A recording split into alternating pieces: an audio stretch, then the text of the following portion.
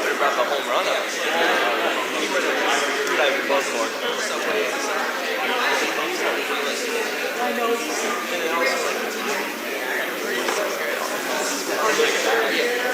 Give him the key to the city.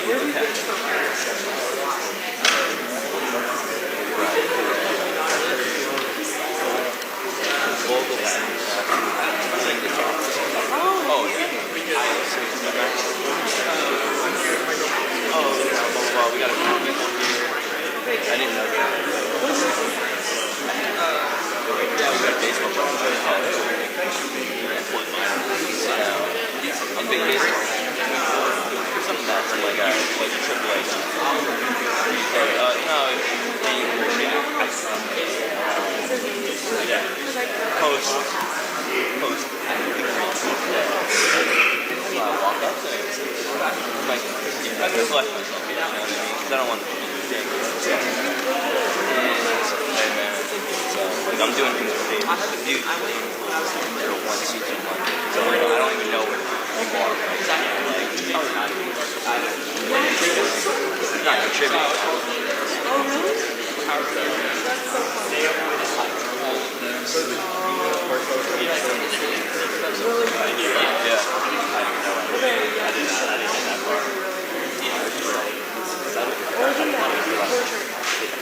Right.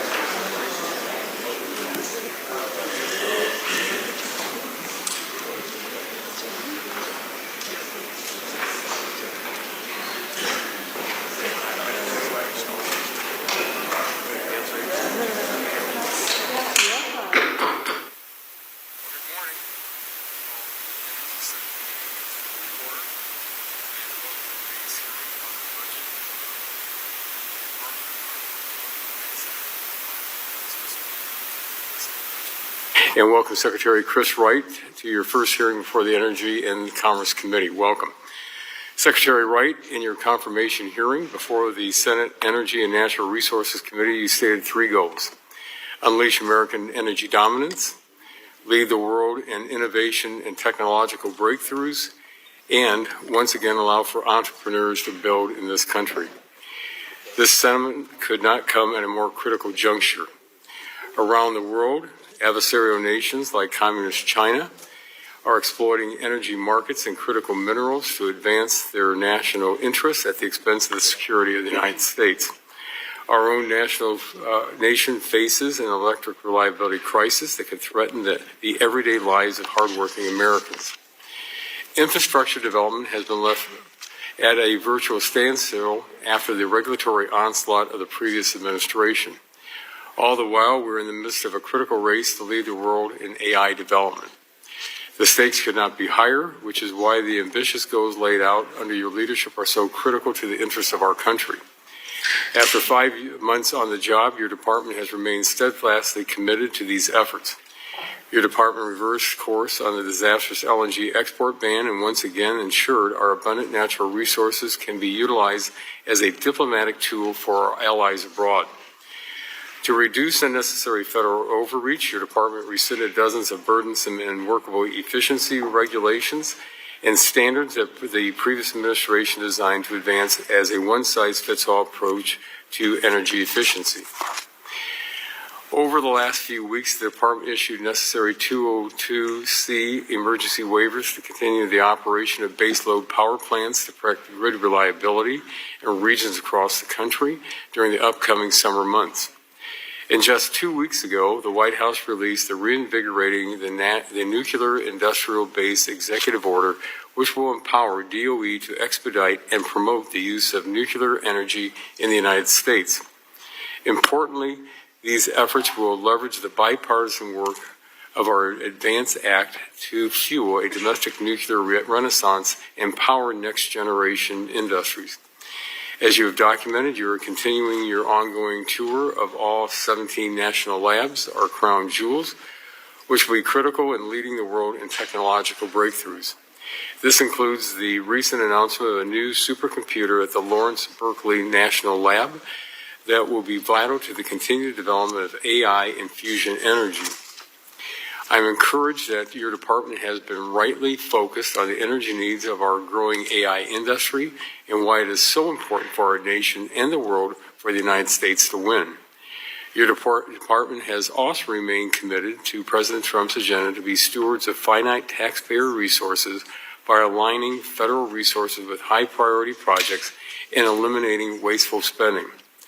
As we discuss cost-cutting measures at your department, it is important to remember that the previous administration received over $100 billion in new funding and $400 billion in loan authority from the Inflation Reduction Act or Infrastructure Investment and Jobs Act. The previous administration simply issued financial assistance awards in a haphazard manner that lacked accountability.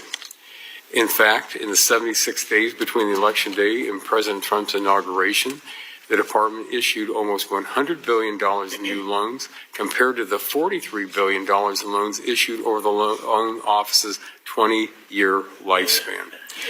This level of government subsidies was irresponsible and unsustainable, focused on misguided priorities, and was often done to the detriment of free markets and private enterprises. The fiscal year 2026 budget reflects these priorities and will refocus the Department of Energy on its core mission as you continue reorganization efforts as is customary for incoming administrations. We look forward to our continued work together to achieve common goals to unleash American energy dominance, lead the world in the next generation of industries, and fuel economic prosperity throughout the country. I look forward to today's discussion, and I yield back the balance of my time, and at this time recognizes the gentlelady from Florida, the ranking member of the subcommittee, for 5 minutes for an opening statement. Well, thank you, Mr. Chairman. Good morning, Mr. Secretary. It's our job to hold you accountable and ask questions, and I appreciate you attending the briefing today to offer your budget. You know, the President promised to cut electric bills in half, but utility bills are way up, as is the risk of a resurge in inflation thanks to the administration's policies. It always sounded way too good that electricity bills would be cut in half, but hardworking Americans did not expect you to actively work to make their lives more expensive, reach into their wallets and grab their hard-earned cash. And that's effectively what your policies have done in just a few short months. And in addition to higher electric bills, the U.S. DOE is actively killing jobs. The U.S. Department of Energy, once the envy of the world for innovation, our national labs, and focus on cleaner, cheaper energy, is killing jobs. Mr. Secretary, you inherited a Department of Energy that was advancing an energy manufacturing boom. 1,000 new or expanded factories across America, 400,000 good-paying jobs just over the past few years. America had a strategy to produce more energy, reshore jobs, modernize the grid, invent the energy technologies of the future, and build and scale them here in the United States.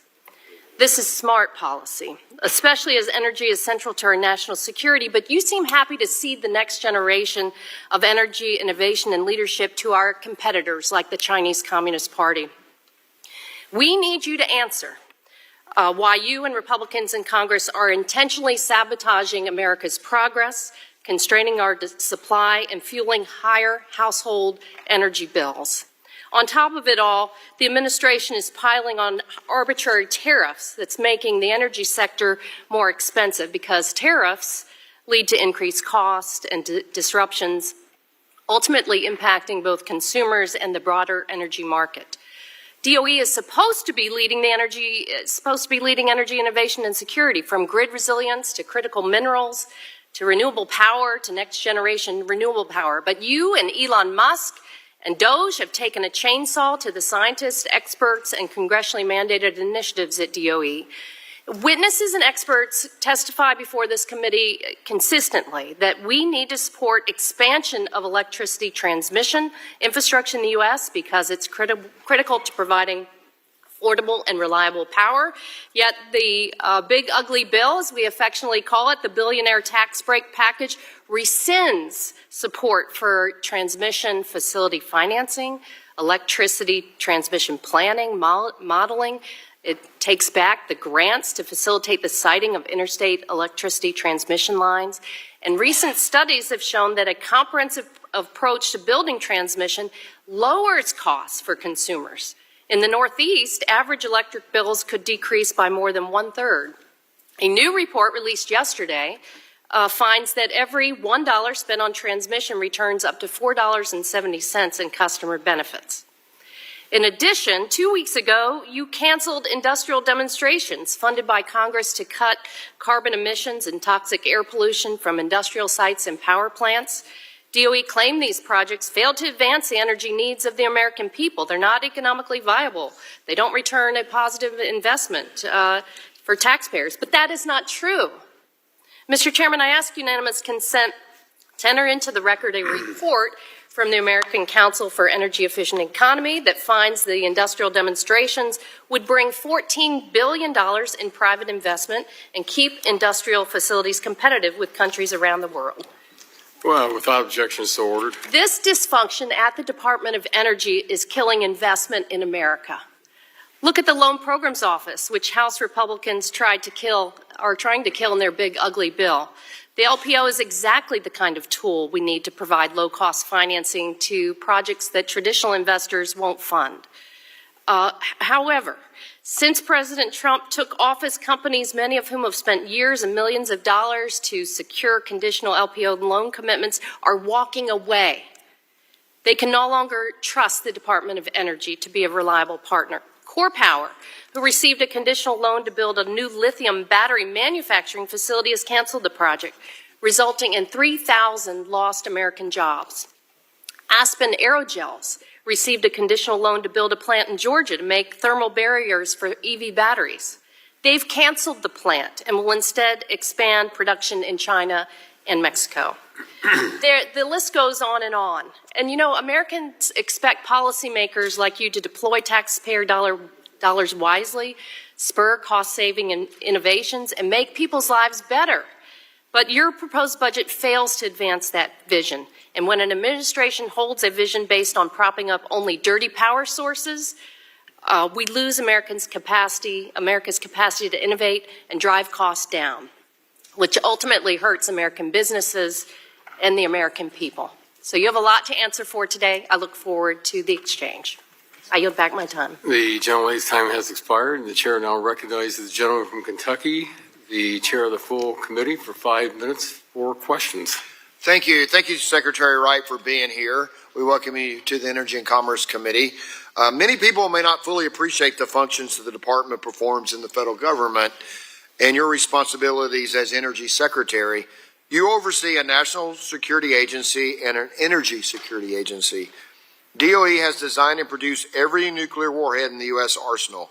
It powers the nuclear navy. It plays critical roles in nonproliferation, international nuclear security, and other energy security missions. DOE is a world-class science, engineering, and technology agency. It is an environmental engineering and cleanup agency. It is an energy emergency support agency and produces essential energy information for our energy industry and public, as well as employing the fastest computers in the world. Its work is performed through a nation-spanning complex of national labs, production sites, and facilities, and involves the largest contract workforce outside of the Department of Defense. Ensuring this agency operates efficiently can be a challenge, as the committee's own oversight over the years has demonstrated. That said, successful management of DOE's missions and a focus on its core missions means America will be secure and stay ahead of our adversaries. You are taking charge of DOE at a critical time for the nation. Right now, we are fighting to achieve AI dominance It is a technological race that we cannot afford to lose to China. The threat of China succeeding at our expense equals, if not surpasses, the threats we faced almost 90 years ago in the race to harness atomic energy, which America fortunately won. The success of the Manhattan Project, a project that is in DOE's DNA, safeguarded our nation's security for 2 generations. We are confronting a similar treacherous time today. Over the past 4 years, our adversaries have been emboldened, China in particular. Here at home, our nation confronts tremendous new demand for energy and a burning need to revitalize our energy sector. We need energy and more of it. We need to build out the types of energy that we can rely on to power our technological needs, to support our allies, and to build our economy. Against this backdrop, understanding how you plan to address the urgency of this moment is critical. Recent actions by the administration to supercharge the drive to restore our nuclear energy leadership, including at DOE, represent the kind of positive actions this nation needs. What will matter is how you execute these policies. So it is important to understand how you plan to manage the agency and align its budget to effectively meet your priorities and responsibilities and to measure the results. Every new administration takes steps to align DOE structure to meet its priorities. President Trump did it in his first term. President Obama did it twice. We should give you the flexibility to have the organization you need to be effective and to allow you to find efficiencies in agency management. We should not lose sight of the reality that the Department of Defense today operates about 35,000 more contractors and employees than it did 5 years ago. Most of that increase in the past 4 years. The agency used to put out a detailed annual performance report, but the last administration did not produce those reports, limiting accountability for measuring the results of work. Restoring accountability on that front would be welcome. And there certainly is room to be more efficient and effective across the agency and the enterprise for the sake of taxpayer stewardship. Ultimately, what matters is aligning DOE to deliver the nuclear and energy security results that are most essential for the nation and to support the engineering and science that will help us sustain a prosperous future. I really appreciate your willingness to be here to testify. We appreciate you being here this morning, and I will yield back. Thank you very much. The chairman yields back the balance of his time. The chair now recognizes the gentleman from New Jersey, the ranking member of the full committee, for 5 minutes for an opening statement. Thank you, Mr. Chairman. Today, we're here to discuss the Department of Energy's fiscal year 2026 budget request, but the destruction of our national energy policy had already started before we received this flawed and harmful budget. It started on day one when Trump signed disastrous executive orders that halted federal grants and propped up polluting fossil fuels. It continued with House Republicans passing the one big ugly bill that eliminates programs that are lowering energy costs and helping to build clean energy manufacturing here in America. Also, Republicans can give giant tax breaks to billionaires. And now we have a Trump budget that will increase household energy costs, prioritize oil and gas, undermine clean energy, and gut energy assistance programs. And at a time when energy demand is increasing, this budget will make it harder for our nation to meet the moment. So, Secretary Wright, welcome to the Energy and Commerce Committee. But I have to say I've tried to get answers from you on a number of actions at DOE, ranging from staffing cuts to project delays and funding freezes. But every single letter I have sent has gone unanswered. When appearing before a different committee, you seem to indicate that you view responding to Congress as an optional part of your job. And I want to be clear, it's not. And responding to this committee is part of your responsibility to the American people. After all, you owe them an explanation of your actions over the last 6 months. The agency has forced Americans to pay higher energy bills to keep outdated and expensive coal plants online. It is revoking energy and water efficiency standards that lower energy bills for American families. It canceled $3.7 billion in grants that would lower emissions from the industrial sector and create thousands of good-paying energy jobs. The Department of Energy also threw open its doors to Elon Musk and his Doge minions. Musk forced out more than 3,500 DOE staffers, and now the agency has lost experienced and valuable personnel with critical expertise. And now the Trump administration sends Congress a budget request that hollows out DOE even more, slashing funding by more than 25%. It slashes funding for the Weatherization Assistance Program, zeroes out grants for renewable grid integration and wind and solar energy, and cuts loan programs for advanced vehicle technologies and tribal energy. So, Mr. Secretary, in your confirmation hearing, you indicated that expanding the grid was, and I'm quoting now, important to securing and modernizing a resilient electricity grid to meet growing electricity demand, unquote. But your budget proposal rescinds billions of dollars in investments in the nation's power grid, making it even more difficult for us to modernize and secure it for the future. The Trump administration and congressional Republicans claim to care about competing with China. I hear that over and over again. But every action that they take only leaves America further behind in the global energy leadership race. By freezing and canceling investments in emerging clean energy technologies, the Trump administration is letting China win. By undercutting manufacturing projects set to build electric vehicles and solar panels here in the United States, the Trump administration is leaving the door wide open for our competitors. They're letting China further grow its own supply chains and its global market share, and we were on the verge of a clean energy manufacturing renaissance, and the Trump administration has ground it all to a halt. And the Trump administration allowed its reckless alliance with Elon Musk and his Doge minions to threaten the operations of the National Nuclear Security Administration and the Bonneville Power Administration.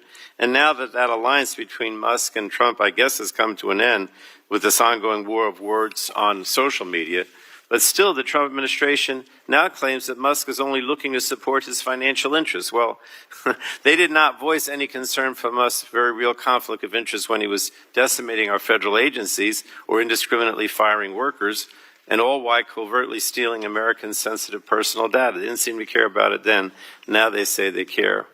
But before I finish, Secretary, it looks like you and I agree on at least one issue, and that is that nuclear energy is worth investing in, and that the Loan Programs Office has an important role to play.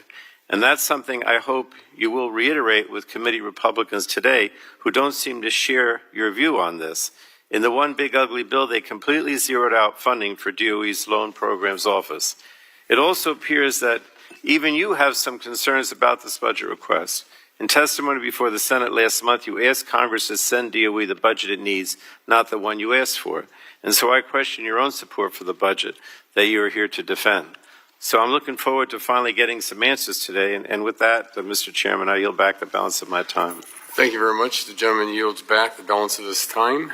And this now concludes member opening statements. The chair reminds members that pursuant to committee rules, all members' opening statements will be made part of the record. We want to thank our witness, Secretary Wright, for being here today and taking time to testify before the subcommittee. Mr. Secretary, you will have the opportunity to give an opening statement followed by a round of questions from members. And again, of course, our witness is the Honorable Chris Wright, Secretary of the Department of Energy.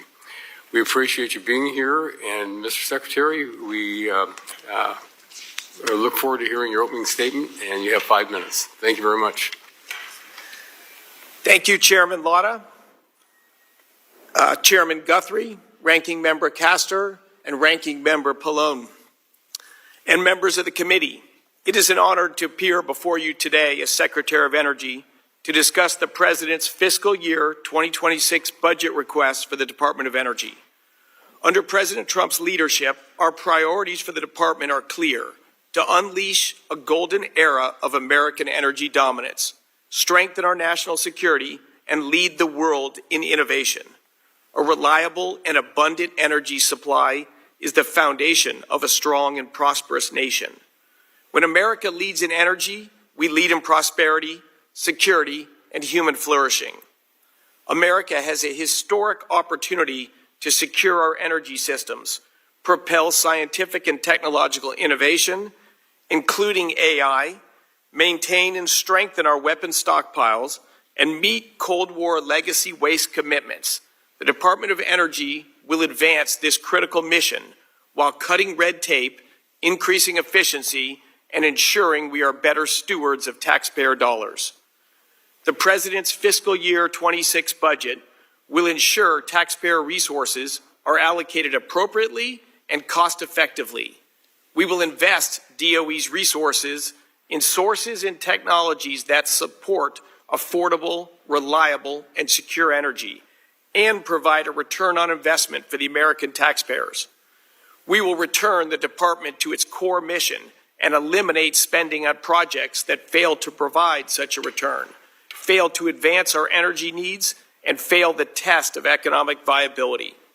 It is deeply concerning how many billions of dollars were rushed out the door without proper due diligence in the final days of the Biden administration. DOE is undertaking a thorough review of financial assistance that identifies waste of taxpayer dollars, protects America's national security, and advances President Trump's commitment to unleash American energy dominance.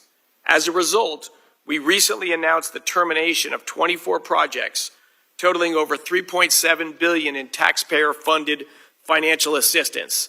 These projects failed to meet the economic, national security, or energy security standards necessary to sustain DOE's investment, and the taxpayers should not be forced to subsidize them. Instead, we are advancing a policy of energy addition, fully leveraging affordable, reliable, and secure sources that have powered our country for generations. The United States is blessed with an abundance of coal, oil, and natural gas, and our administration is committed to using them to meet growing energy needs of the American people. Every one of these resources was unleashed through the world-changing power of American innovation. Our national labs are the engine that drives research and development to expand our energy dominance. We will prioritize research that supports true technological breakthroughs and maintains America's global competitiveness. America must play a leading role commercializing of reliable, safe, and secure nuclear energy, and we are taking steps to accelerate innovation in this sector. DOE is working to advance the rapid deployment of next-generation nuclear technology, including small modular reactors. I am proud to report that we have officially ended the previous administration's reckless pause on LNG export permits and have returned to regular order for reviewing and approving new permits. DOE will also work to replenish the Strategic Petroleum Reserve, a national asset that protects our security in times of crisis. I want to thank this committee for prioritizing funding to refill the SPR in the One Big Beautiful Bill as well. We're advancing President Trump's pledge to lower the cost of living and expand choice by right-sizing DOE's approach to home efficiency standards and regulations. Under the President's direction, we've begun slashing more than 47 regulations as part of the largest deregulatory effort in history. These actions are projected to save the American people approximately $11 billion while restoring consumer freedom and lowering costs. The responsible stewardship and modernization of the nation's nuclear weapons system is paramount for this administration. DOE is focused on addressing critical upgrades for the U.S. nuclear stockpile and maintaining our engine powerhouses for submarines and aircraft carriers. Both tasks will be even more crucial in the next few years. Our nuclear innovation as a nation began with the Manhattan Project, and the next Manhattan Project is clearly AI. DOE has a significant role to play in driving AI innovation for scientific discovery and national security. Our agency has world-class high-performance computing capabilities, including 4 of the world's top 10 supercomputers. Harnessing our energy potential to power global AI leadership while meeting growing energy demand will be the challenge of our time. But America doesn't back down from big challenges or big builds. As Secretary of Energy, I'm honored by the responsibility to help meet the American people's growing energy needs and lead the world in energy development. I appreciated the opportunity to work with many of you on this committee to unlock America's full energy potential and drive down costs for families with the One Big Beautiful Bill. And I look forward to continuing to work together to achieve President Trump's energy dominance agenda. Thank you for the opportunity to testify before this committee. Well, thank you very much, Mr. Chairman, or Mr. Secretary, for your testimony today. And we will now move into the question and answer portion of the hearing, and I will begin the questioning and recognize myself for 5 minutes. One of the things I've asked over the last 4 years is the same question of our witnesses coming before us, Mr. Secretary. Do we need to have more energy or less energy produced in this country? Unquestionably more energy. And, as we look at this, we're looking at a widening gap between our projected electricity needs, largely driven by the new data centers you pointed out, and we also have a reshoring of domestic manufacturing, the amount of reliable energy entering the system to meet that demand. As you know, record levels of baseload generation are prematurely retiring. How is the department viewing this existential threat, and what do you see as the potential consequences for not meeting the moment? Yeah, if we were to look at recent data, growth in electricity production and energy more broadly in China has been rapid. And in the United States, particularly in the electricity sector, we saw almost no growth in American electricity production during the 4 years of the last administration. Yet with almost no growth in production, we saw across the country an average 25% increase in electricity prices. This is clearly a pathway to losing the AI arms race. If we can't grow our electricity production and keep prices in check, America's in trouble. Our administration is entirely focused on unleashing private capital, getting the government out of the way to grow and expand our supply of reliable, firm electricity. That's what AI needs, 24/7, 365 electricity. But of course, that's what the American electricity grid needs as well. No one wants the lights to go out or electricity production to decline when your kid's on a ventilator or when your factory is running. We need reliable, affordable, secure electricity. We are meeting with commercial providers across the spectrum about how to build and enable the expansion of American electricity generation. That's priority number one. We need to grow the supply of electricity even faster than the demand.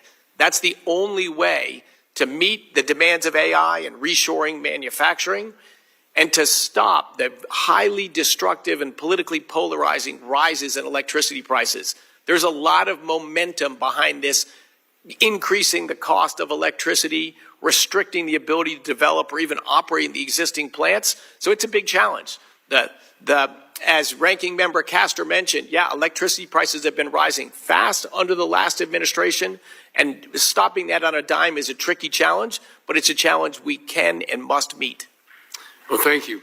Your department is undergoing a reorganization effort to align with priorities of the administration and most effectively accomplish your goals of energy dominance, technological superiority, and fueling economic prosperity.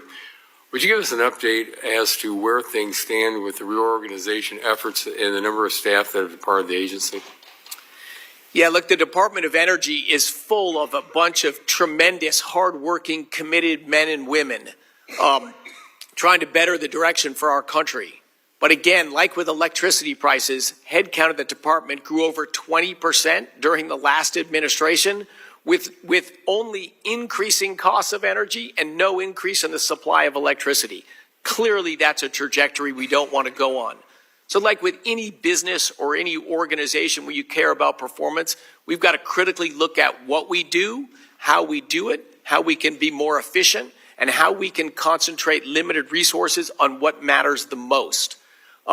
We have followed a careful, thoughtful way to look at how we're going to reorganize the department and to bring the headcount more aligned with an appropriate budget for the times we're in. We have done this almost entirely through voluntary measures.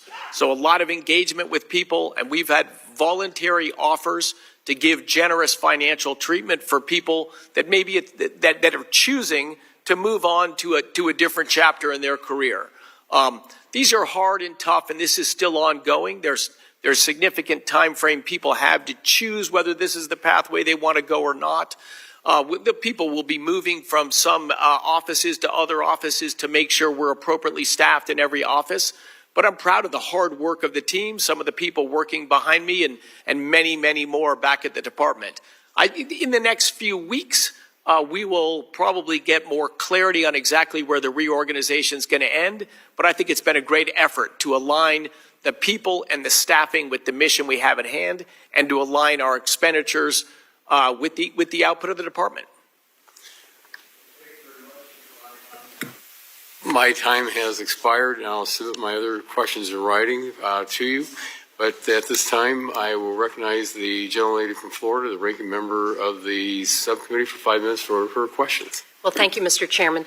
Mr. Secretary, you've actively been throttling back energy production. You have been complicit in raising American families' electric bills and gutting innovation. So it's really hard to determine where to even start with this. But I'll start with an initiative that is very popular across the country that helps our neighbors back home save money, and that's Energy Star. It's a joint DOE-EPA initiative mandated in statute by Congress. In the past, it's been very bipartisan.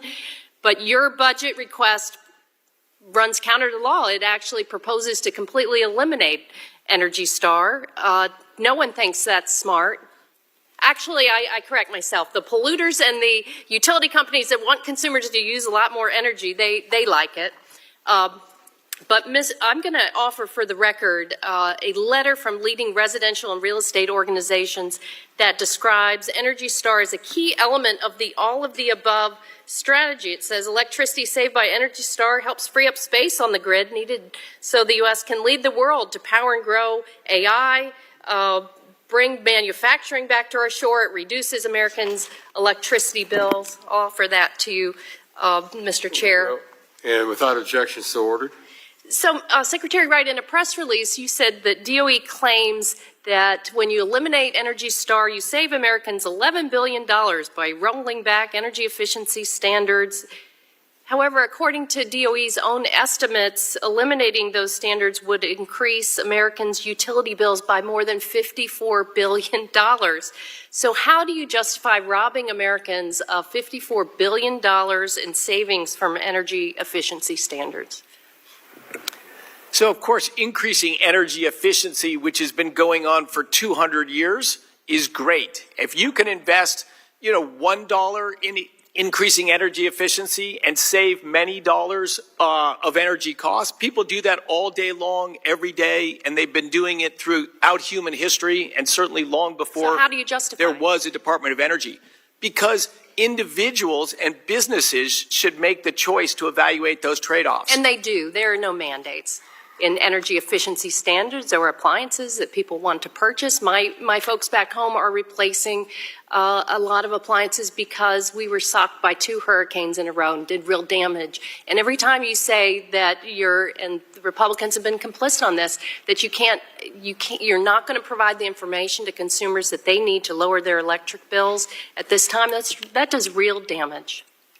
We're not preventing any product being purchased by any consumer. Quite the contrary. Oh, yes, you have. In eliminating Energy Star, in the war on energy efficient appliances, this is the opposite of what you said. You said you want to be good stewards of taxpayer money, but you're not. You're asking people to pay more and taking the tools they need away from them.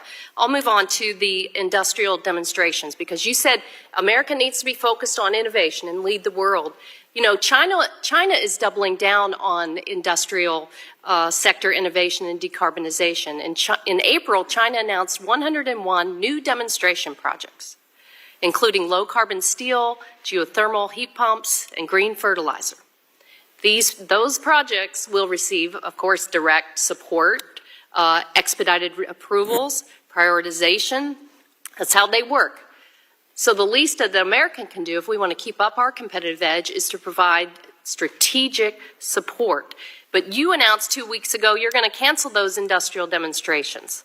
You said these cancellations would strengthen our national security.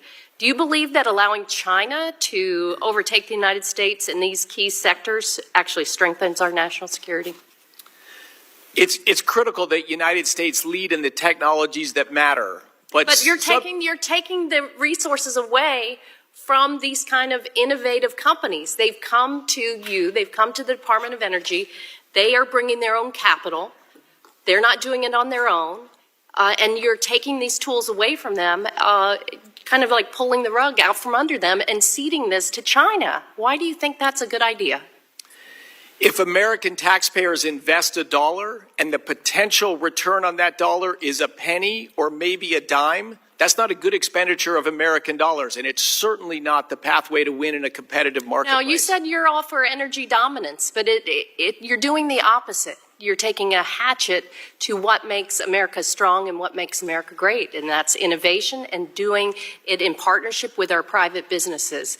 I think it's a recipe, again, for higher electric bills for our families and businesses back home, and it's a recipe for ceding ground to China that we're not going to put up with. I'll yield back. The gentlelady's time has expired, and the chair now recognizes the gentleman from Kentucky, the chairman of the full committee, for 5 minutes for questions. Thank you, Mr. Chair. So, Mr. Secretary, we talked AI, and we talked throughout this committee.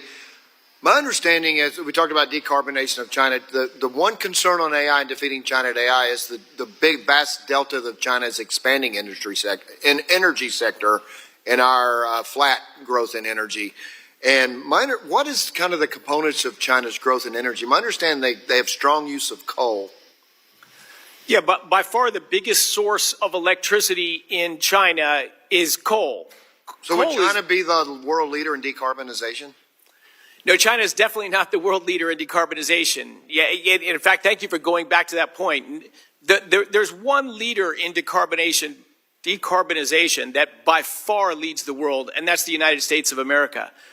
We have reduced we've reduced greenhouse gas emissions more than the next 5 countries after us combined. But in these reductions, at the same time, using coal as our energy generation as well. You can do coal in a clean way. My guess is China's probably not the leader in clean coal that we are. Correct. And our decarbonization was driven by market forces, not by government programs or incentives. They've had actually a relatively small role. The much bigger impact of government subsidies and involvement in our energy sector is to drive our energy prices up. And when you drive our energy prices up, you don't make things in the United States. They get offshored and mostly to China. Thanks. And so you wouldn't hold China up as an example of decarbonizing the world? Absolutely not. And if we dismiss what they're doing, such as we need 152 gigawatts of power over the next decade estimated. We have 112 gigawatts, including coal and clean coal, scheduled to come offline. What's your concern there? That not only do we have to make up the 152 we need, we have to create the 112 that we're losing as well. Oh, it's a huge concern. Look, as I said, almost no growth in our electricity production over the last 4 years. You quoted some high numbers there, over 100 gigawatts of needed new power to lead the reindustrialization of our country and lead in AI. And at the same time, we're going to retire well-working, reliable, secure energy sources. If you got to build a mountain, the first thing to do is stop digging the hole. Exactly. So if you look at that, during the One Big Beautiful Bill, we have a provision in there because the concerns you hear from people investing in energy, some energy is 20, 30-year return on investment. And when there's every 2 to 4 years, the policy seems to be changing out of Washington, they're concerned. And to address that, one, I would love to see if we could all work together to have a bipartisan energy bill to show that we can work together. And hopefully that's still possible for us to do. We're going to make that effort. I can guarantee both sides of that. We're going to work on that. But you also came up with a provision that we put in the bill to help as well. And it's really not really insurance companies can pay into, but can you describe that program a little bit for us? Yeah, look, energy infrastructure takes time to build. Maybe the most famous example in the United States was the Keystone XL pipeline to bring Canadian oil down to American refineries so we can turn them into high-value products and sell them to Americans or export them overseas. Billions of dollars were spent on this pipeline, and then an administration came in and just stopped it. Who's going to build long-term infrastructure if the next administration may just flush your investment? The governor of New York did the same thing on pipelines that could lower the cost of energy in New York State and New England. Hundreds of millions of dollars were spent for these obviously beneficial pipelines, and then the governor, Cuomo in New York, just stopped them. So the idea is we need to build confidence for people to make long-term investments again. And if the government comes and changes their mind, they at least give you the money back that you invested to try to help the American economy. That's only if the government decision is what drives the loss of the investment, right? That is correct. Look, as a longtime entrepreneur, we make investments all the time. Sometimes they turn out great and sometimes they don't. That's the nature of business. But if your investment only fails because the government changed the policy, well, the government should have a cost for changing that policy. Okay, I only have a few seconds left, but my understanding is over the past 5 years, DOE's expanded by 35,000 people, employees, and contractors. I'm sure you're looking at that, and kind of what's your explanation of that and what you're doing with that? Yeah, look, it's another just example of growing headcount. Spending more money and hiring more people does not necessarily lead to positive results. And in fact, historically at the DOE, it's led to the opposite. We hired a lot of people whose main job was to try to stand in the way of energy development. That's not a productive use of people or capital. Thank you. My time has expired. Appreciate you being here, and I will yield back. Thank you. The gentleman's time has expired and yields back. The chair now recognizes the gentleman from New Jersey, the ranking member of the full committee, for 5 minutes of questions. Thank you, Mr. Chairman. This is not my question, but I just have to say it's ironic you're talking about what the previous administration did in terms of discouraging investment, which I don't agree. But I mean, the irony right now is that you and the Trump administration are doing everything you can to prevent any kind of moving forward on clean energy. And so why would anybody, you're killing all the clean energy initiatives around the country. And so, what's happening now, which is very sad, is that what we really should be for is all of the above in terms of energy. And my Republican colleagues claim that, but that's not what you and they do. You kill clean energy and you encourage fossil fuels. And this going back and forth is certainly not good for the future in terms of America's dominance or energy independence. But that's not what I wanted to ask Mr. Secretary. I wanted to talk about the fact that the Trump administration has been laser focused on raising energy costs for Americans, despite what the president campaigned on.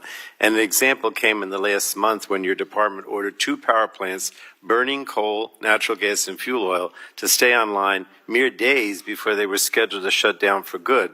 And just one problem, no one asked for these plants to stay open, not their grid operators, not their utilities, and not their state regulators. So my question is, and you could just answer quickly, who made the decision to issue those orders under Section 202C of the Federal Power Act? Was it you? I made those decisions. That's fine. I want to move to the next question. It's not fine, but I mean, that's what I wanted to hear. Now, your department ordered the utilities running those plants to get permission from FERC to charge customers to keep those plants online. According to the chair of Michigan's Utility Commission, those extra costs could cost homeowners and businesses tens of millions of dollars. And just in case anyone doubts these facts, I'd like to insert 2 articles on these orders into the record, Mr. Chairman. One is from the New York Times and one is from the Washington Post that, back up what I just said. So let me just... Without objections to order. Thank you, Mr. Chairman. Mr. Secretary, your background is in the oil and gas sector, not the electric sector. So why do you think that you knew better than the grid operators, the utilities, and the state regulators, to actually try to revive these, even though no one seemed to care? Why are you increasing electricity prices for millions of people? Because you know better about what you think we should do with these plants? So keeping the coal plant open in Michigan, in southwestern Michigan, 2 days after we issued the order to stop that plant from closing, there was a blackout in MISO. MISO is the tightest reserve margin place we have in the country. You need to be able to keep the lights on. 2 days later, the lights went out. It is hard to overestimate that was a different part of the state, but in any case, same grid. It's going to increase monthly energy bills for millions of Americans. That's my point. And I want to ask one more question because, we don't have a lot of time. I want to turn to a statement you made about the department's loan programs office at a recent Senate hearing. You said, and I quote, "We do need to make sure we have funding available in the loan programs office because used judiciously, it's a way to leverage private capital to make things happen fast." Now, the Republican governors of South Carolina and Indiana have made it clear that achieving the administration's administration's desired nuclear build-out will be impossible without the Loan Programs Office. And I'd like to ask unanimous consent to enter into the record a letter from the South Carolina governor in which he states that without the existing federal tax credits and loan programs for nuclear power that making financing new nuclear power generation possible, that effort would be dead without the loan program. So let me just ask you, do you think that... Without objection, so ordered. Thank you, Mr. Chairman. Do you think that it's possible if federal funding for the Loan Programs Office is clawed back, that they're going to be able to accomplish this goal? That's not what the governor says. There's a funding request in the proposed budget for the DOE to continue the Loan Program Office. And yes, I do think it's a helpful tool to launch nuclear energy, which is why we're requesting money to do just that. Right, but in the House Republican Reconciliation Bill, they get rid of it. So that's inconsistent, obviously, correct?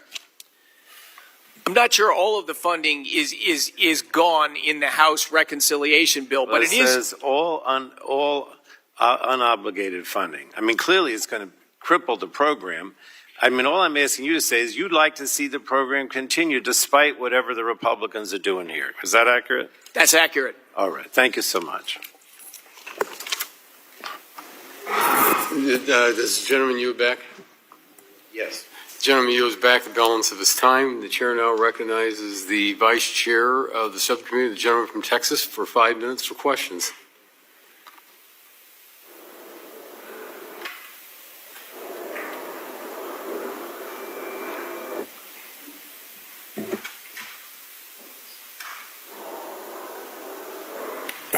Thank you, Mr. Chairman, and Mr. Secretary, we thank you for being here. And before I get to the questions, I want to note for the record that the Keystone Pipeline would have come into my district over there on the Gulf Coast of Texas, 830,000 barrels of product a day.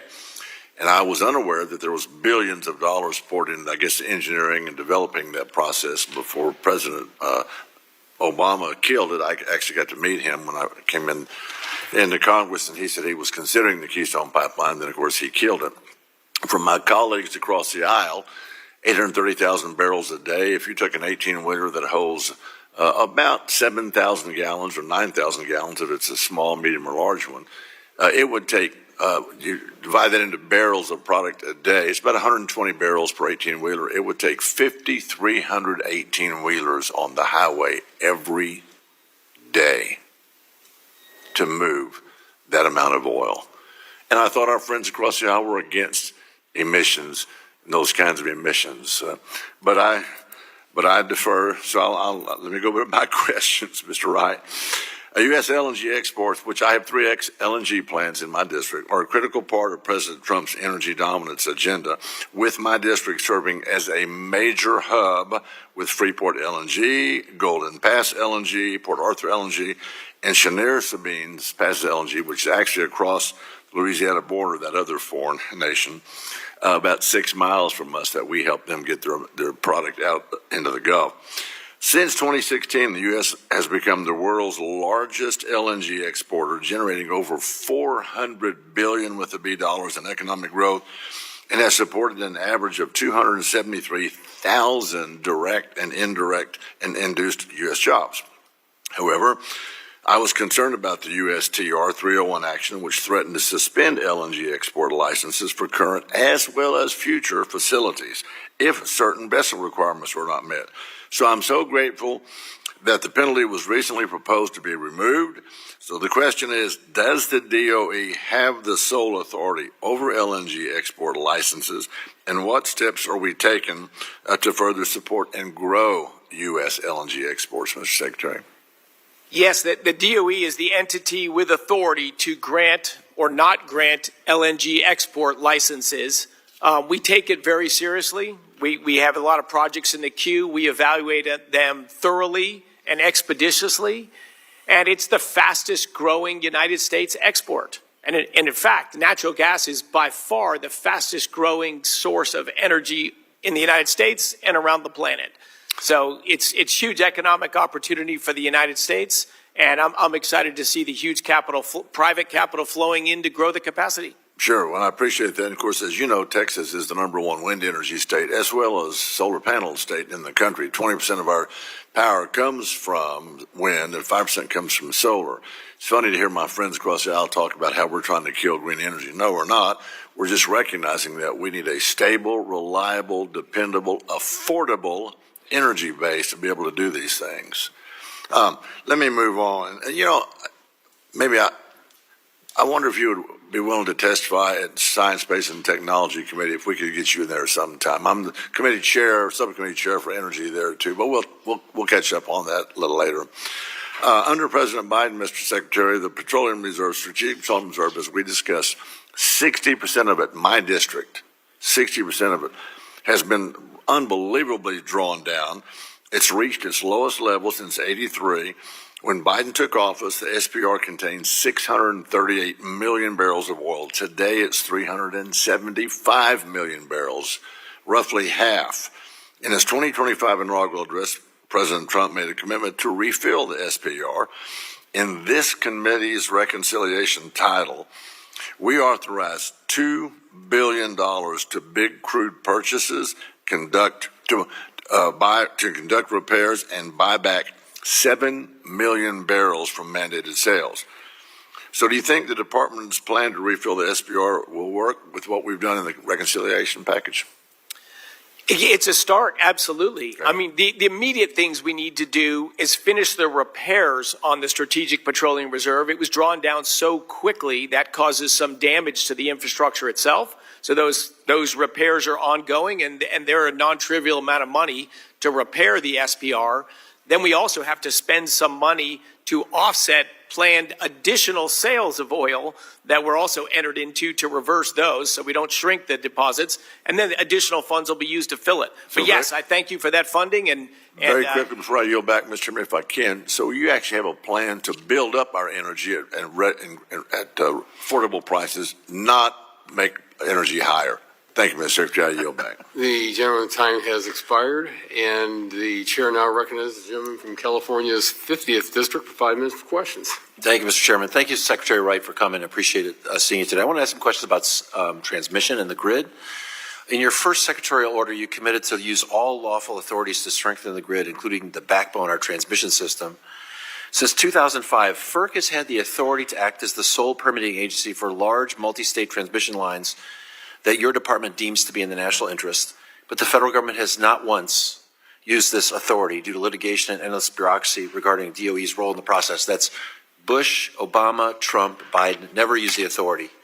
The backstop permitting authority for transmission is also a fraction of the authority that FERC has long had over natural gas pipelines and LNG, which always get their one-stop permitting shop at FERC. So my question is, would you support bipartisan efforts in Congress to streamline this permit authority for large transmission lines, including would you be supportive of establishing permitting parity at FERC between natural gas and transmission? Absolutely. The United States needs to build more energy infrastructure of all kinds, and certainly including transmission lines. Okay. And I agree with my colleagues that we're walking into a reliability and affordability crisis. And I think to the extent that's because right now our grid is planned in a way that's segmented, costly, and inefficient. The various regions across the country have no incentive to work together or ensure that we're meeting load growth in the most efficient and cost-effective way. Last year, the North American Electric Reliability Corporation, NERC, released a study showing that an additional 35 gigawatts of interregional transfer capacity, which are grid connections among regions, would make the grid more resilient against extreme weather, with lower costs, and enable us to meet load growth. The study also says that building interregional transmission maximizes the use of energy resources, including peaker plants like natural gas, by enabling regions to send power where it's abundant to where it's most needed. Do you agree with the results of that study, and what can you do with the department to help build more interregional transmission infrastructure and use DOE authorities to build more interregional transmission? Look, so I can't speak to the specifics in that study. I do read a lot about this, studies, but I can't comment on that one. But yeah, are we better off with Sometimes more? Sometimes as the SEAM study, you might have heard it that way. Yeah. Look, there's no doubt that our country and our grid would benefit from more transmission. And it is a subject at of active study and discussion at the DOE. The problem, as you know, the historical record of building transmission is just deathly long, incredibly hard. NEPA and environmental protests have made it more than a decade to build anything. Very frustrating. We're working on that. We'd love to get that faster. And in the meantime, we're also working on things to take existing right-of-ways and either have dynamic rating on lines. They have a certain maximum power they can put through, but it depends on temperature and wind speed. Don't disagree with any of that. I think actually I'm working on NEPA right now myself because I agree with you. But the issue I'm raising is the lack of incentive among regions to cooperate with each other to build transmission that I think undisputedly would make our system more reliable and offer lower costs for consumers. And what I would love to get is the opportunity to work with you, get your commitment that that's something you want to do, and that you would work with us on a bipartisan approach to getting that done. Would love to work with you. Would love to. And you're right, not just in the interregional transmission, but there's a lot of just the wrong incentives in our electricity grid because of the regulatory environment. So I look forward to working with you in a bipartisan basis to figure out how to make electricity easier to move and cheaper to buy. All right, and also I think we have some different understanding of the facts of the production of energy. I just wanted to say the U.S. produced record oil and gas in 2023, more than we've ever produced before. We always thought it was an irony that we produced more oil and gas under Biden and more renewables than under Trump, and more renewables under Trump than we produced under Biden. And in fact, electricity production is up about 5% over the last 5 years. We know we got to do more electricity production. And the one thing I would just say, you mentioned a concern about investors losing their investment in energy because of a change in government policy and maybe the government should reimburse them. We're about to do just that. There's 2,600 gigawatts of energy lined up to get connected. About 90% of that is non-emitting, what we call clean energy. And they depend on these many of the tax incentives that have been laid out in existing law. And I think the administration proposing not to phase those out, but just to cut them off. And a lot of that energy won't be realized because of that. I assume you're not suggesting we pay those people for changing the law like you just said. No, look, the subsidies for wind power, the production. He's out of time. If you do it in about 10 seconds, that'd be great. Yeah. Those subsidies are decades old. We absolutely should get rid of them as soon as possible. We're changing the law and hurting investors, like you said you were concerned about. It's removing subsidies. It's not preventing construction. It's current law. The gentleman's time has expired, and the chair now recognizes the gentleman from Georgia's 12th District. 5 minutes for questions. Thank you, Chair Latta, for holding this important hearing. Thank you, Energy Secretary Wright, for being here to testify before the subcommittee and taking on this enormous challenge that we have before us at this such a time as this. During the last administration, our energy prices skyrocketed. In fact, if you were born after 1982, you had never experienced inflation greater than 2% in this country. So it was a great awakening. And a lot of that was costly regulations that made energy costs higher for our constituents. I'm glad to have an administration in the White House that's focused on unleashing our domestic energy production and focusing on being energy dominant. Free market competition is the only way to reduce inflation and to reduce cost. I'm proud to highlight that my district is home to Plant Vogtle, the nation's largest and most advanced clean energy nuclear facility, with units 3 and 4 now fully operational. Nuclear energy is critical for our nation's energy security, and as the Trump administration has issued executive orders promoting nuclear energy, I look forward to working with you and deploying our nuclear energy capabilities.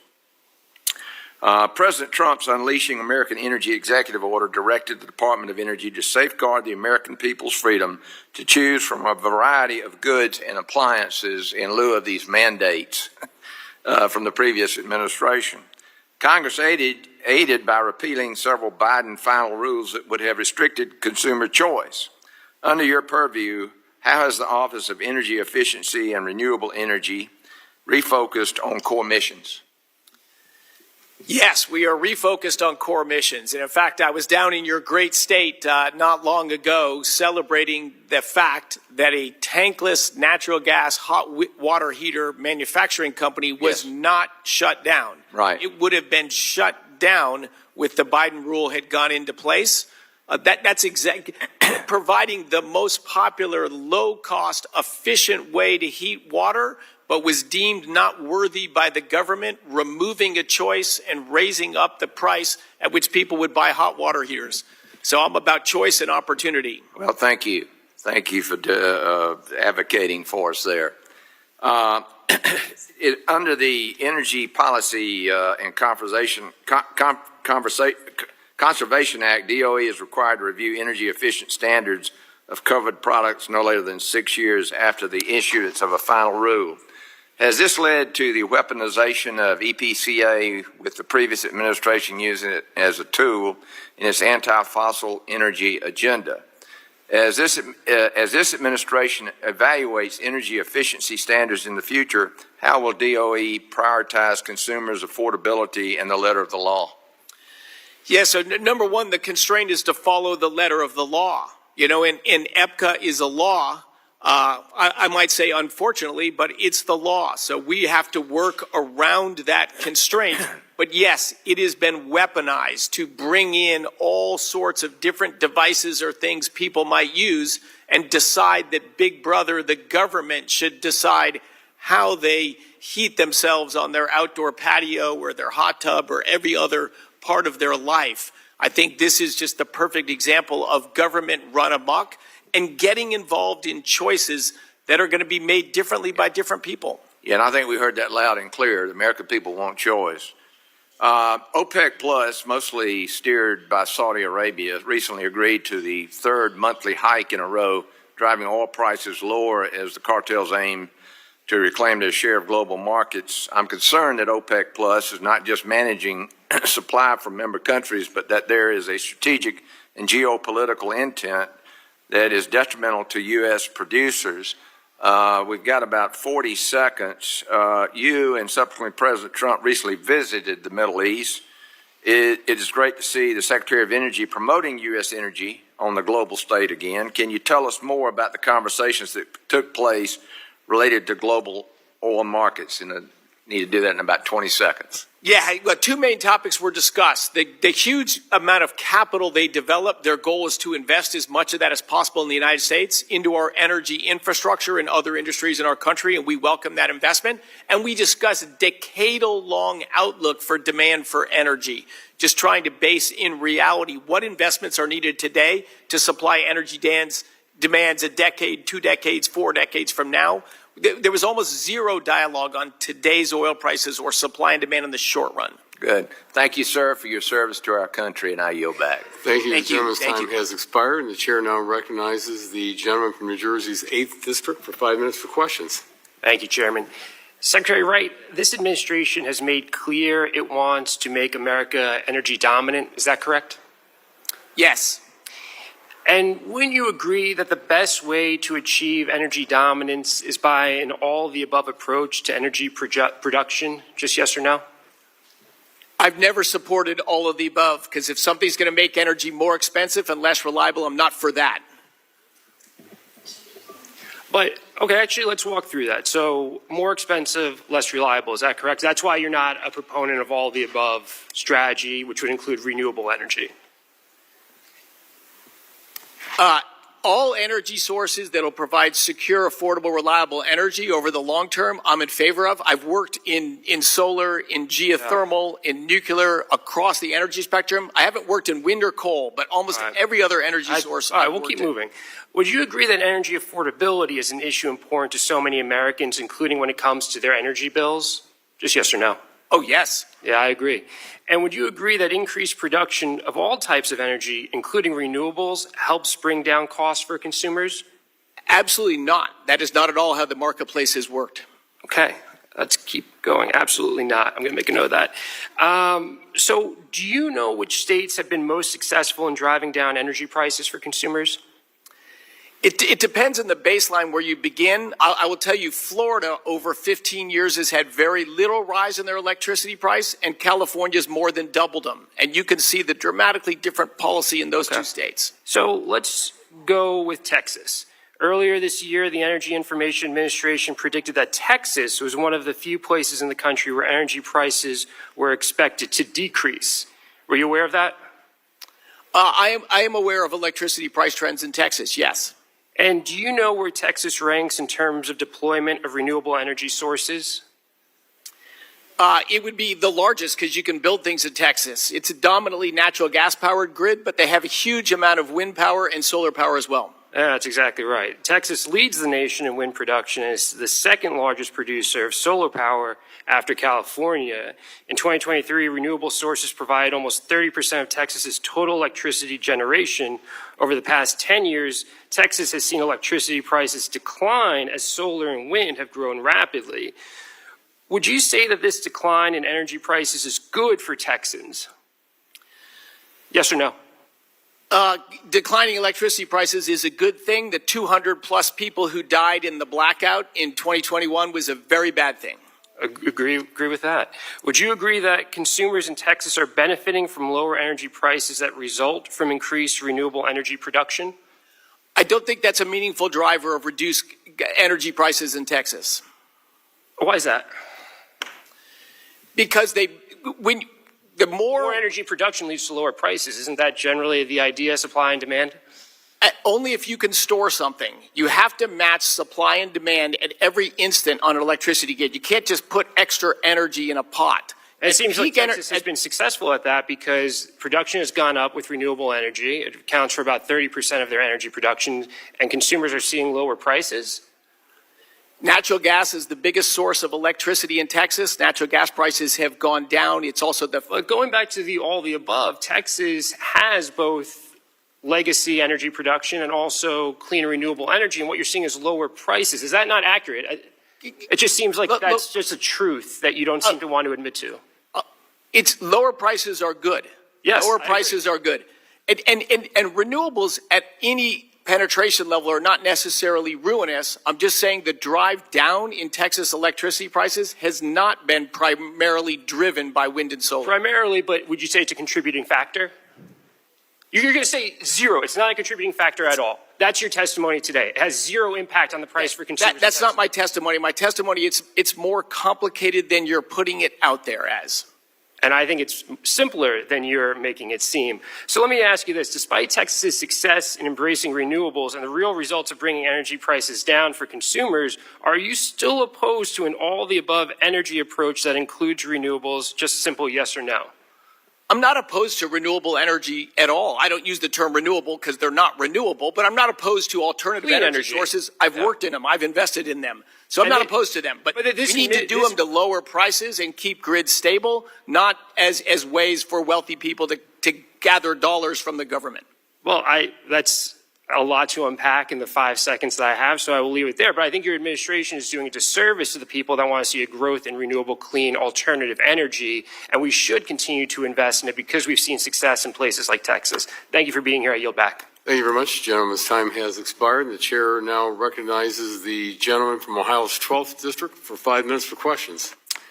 Thank you, Mr. Chairman, and thank you, Secretary Wright, for being here today.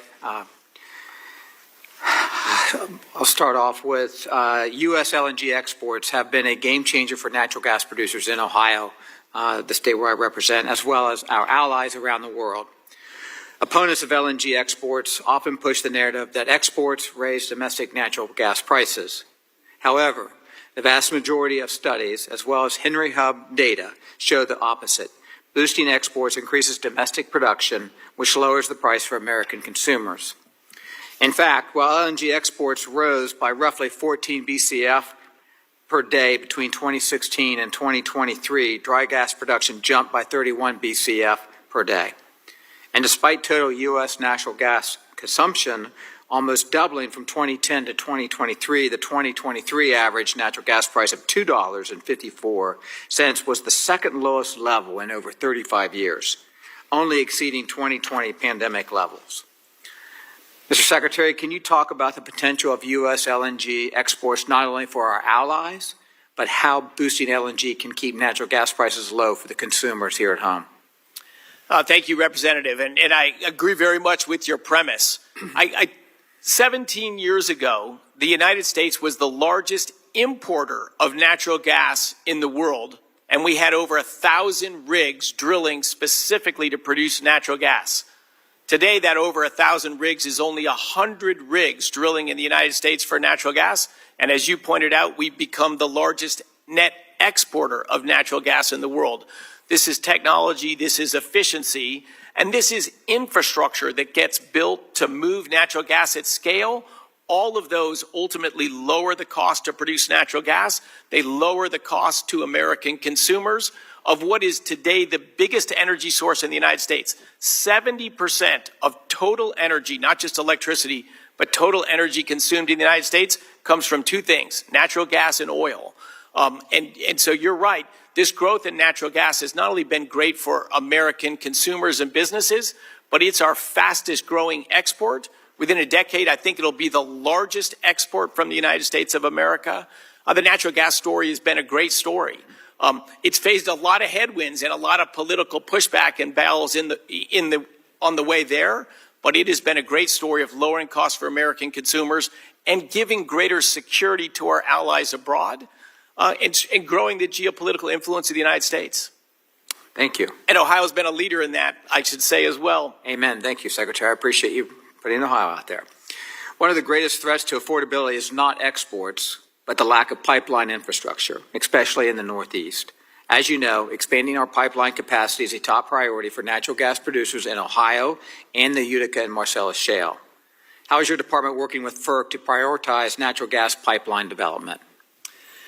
Oh, active dialogues, not just with FERC, but across the government. And I think you pointed out a classic example. Why does the 6 states of New England all have expensive electricity and relatively expensive home heating? Just a lack of a pipeline. Tremendous gas resources in Pennsylvania, West Virginia, and Ohio that have changed the game for people living in those regions. But New York State has historically stood in the way of building a new pipeline or expanding pipeline access through its state. I think we're going to change that. I hope we're going to see 2 pipelines under construction in the next 12 months, which would really lower electricity costs, home heating costs, and opportunities for businesses to expand in New York State and New England. So building, and of course not just in New England, the United States needs a fair amount of new pipeline infrastructure. There are private developers and private capital that will fund it. To your point, we just need to have a more sane and reasonable regulatory environment to get certainty in a reasonable time frame to build these pipelines. But I support 100% your point. Thank you. With just 45 seconds left, so be watchful of the time.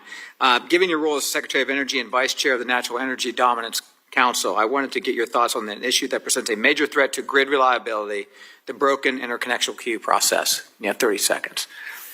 Yes, I think as we heard earlier, 95% of the projects in the queue to get connected at FERC are wind, solar, or batteries. The vast majority of them have no chance of being built, but you can just throw your name in the queue and you can clog up the queue with 1 million studies, and it has led to inefficiencies. So we need to look at that process and prioritize projects that are impactful and make it move faster and more efficiently.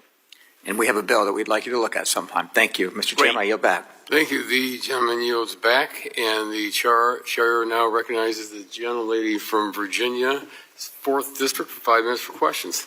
Thank you, Chairman Latta. Secretary Wright, as you may know, Virginia is the data center capital of the globe, but we're also the clean energy capital of the South. And I am particularly concerned about the Trump administration's impact on growing solar and wind projects in Virginia, and how in the world we're going to meet our energy demands with the administration kneecapping solar.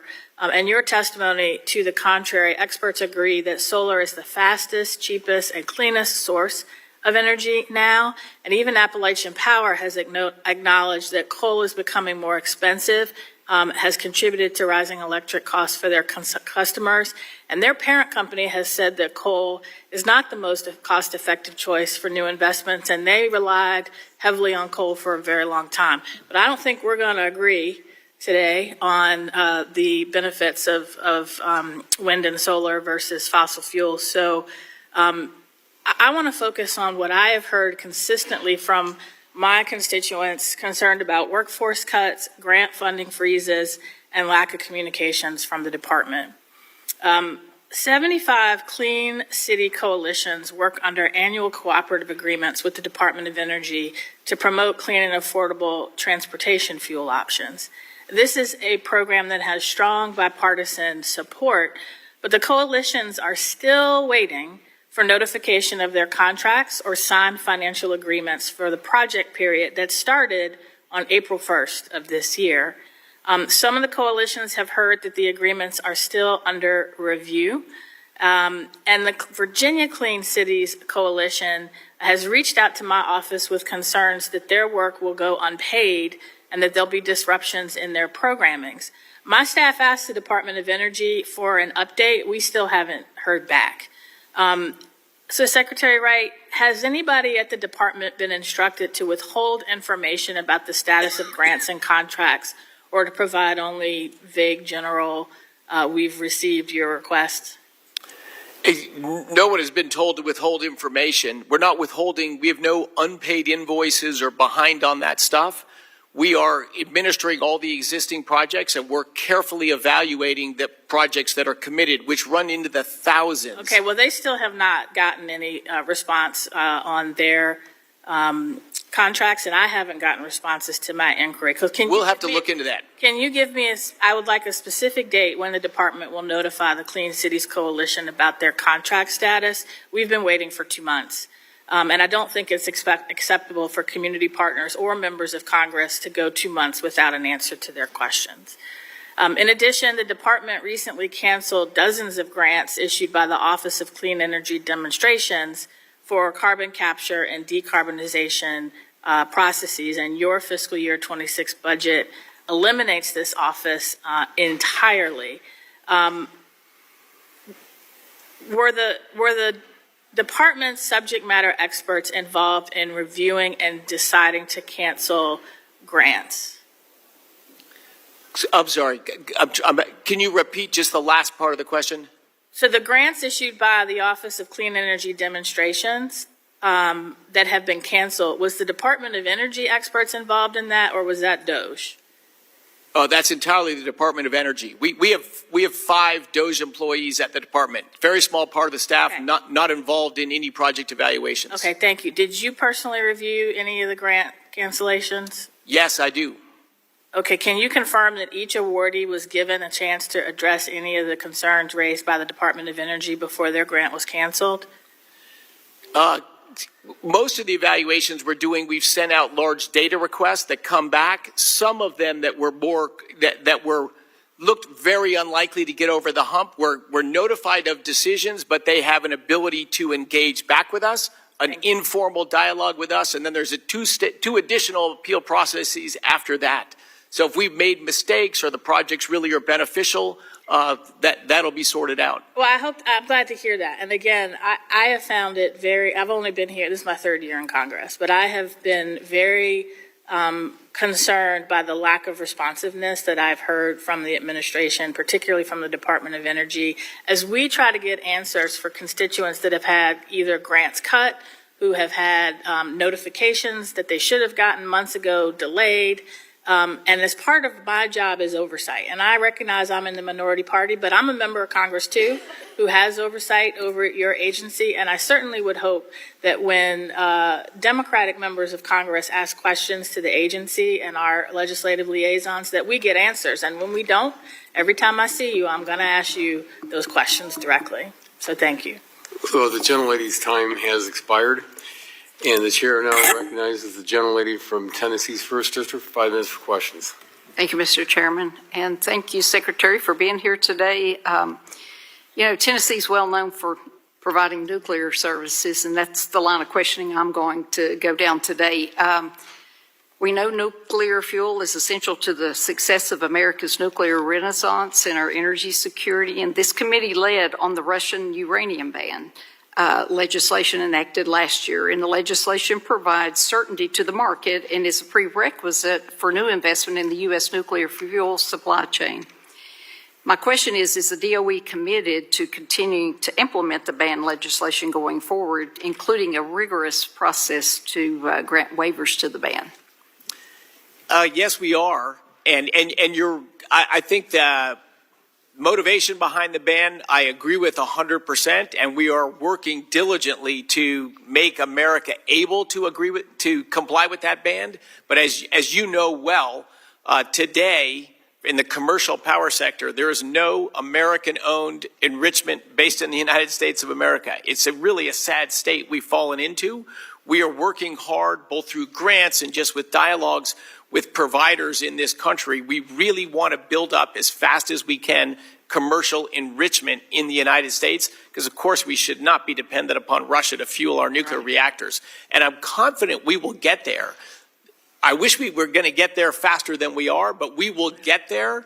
And your actions in legislation and on that bill are obviously helping prod it even faster. And I thank you for that. We're going to talk about some ways to do that here in just a second. So, given concerns regarding potential circumvention of the uranium ban via China, is the administration committed to implementing the anti-circumvention provisions in the legislation? Yes. Okay. Yes, we are. Okay. Will you work with the committee to ensure the ban's implemented effectively? Yes, we will. Fantastic.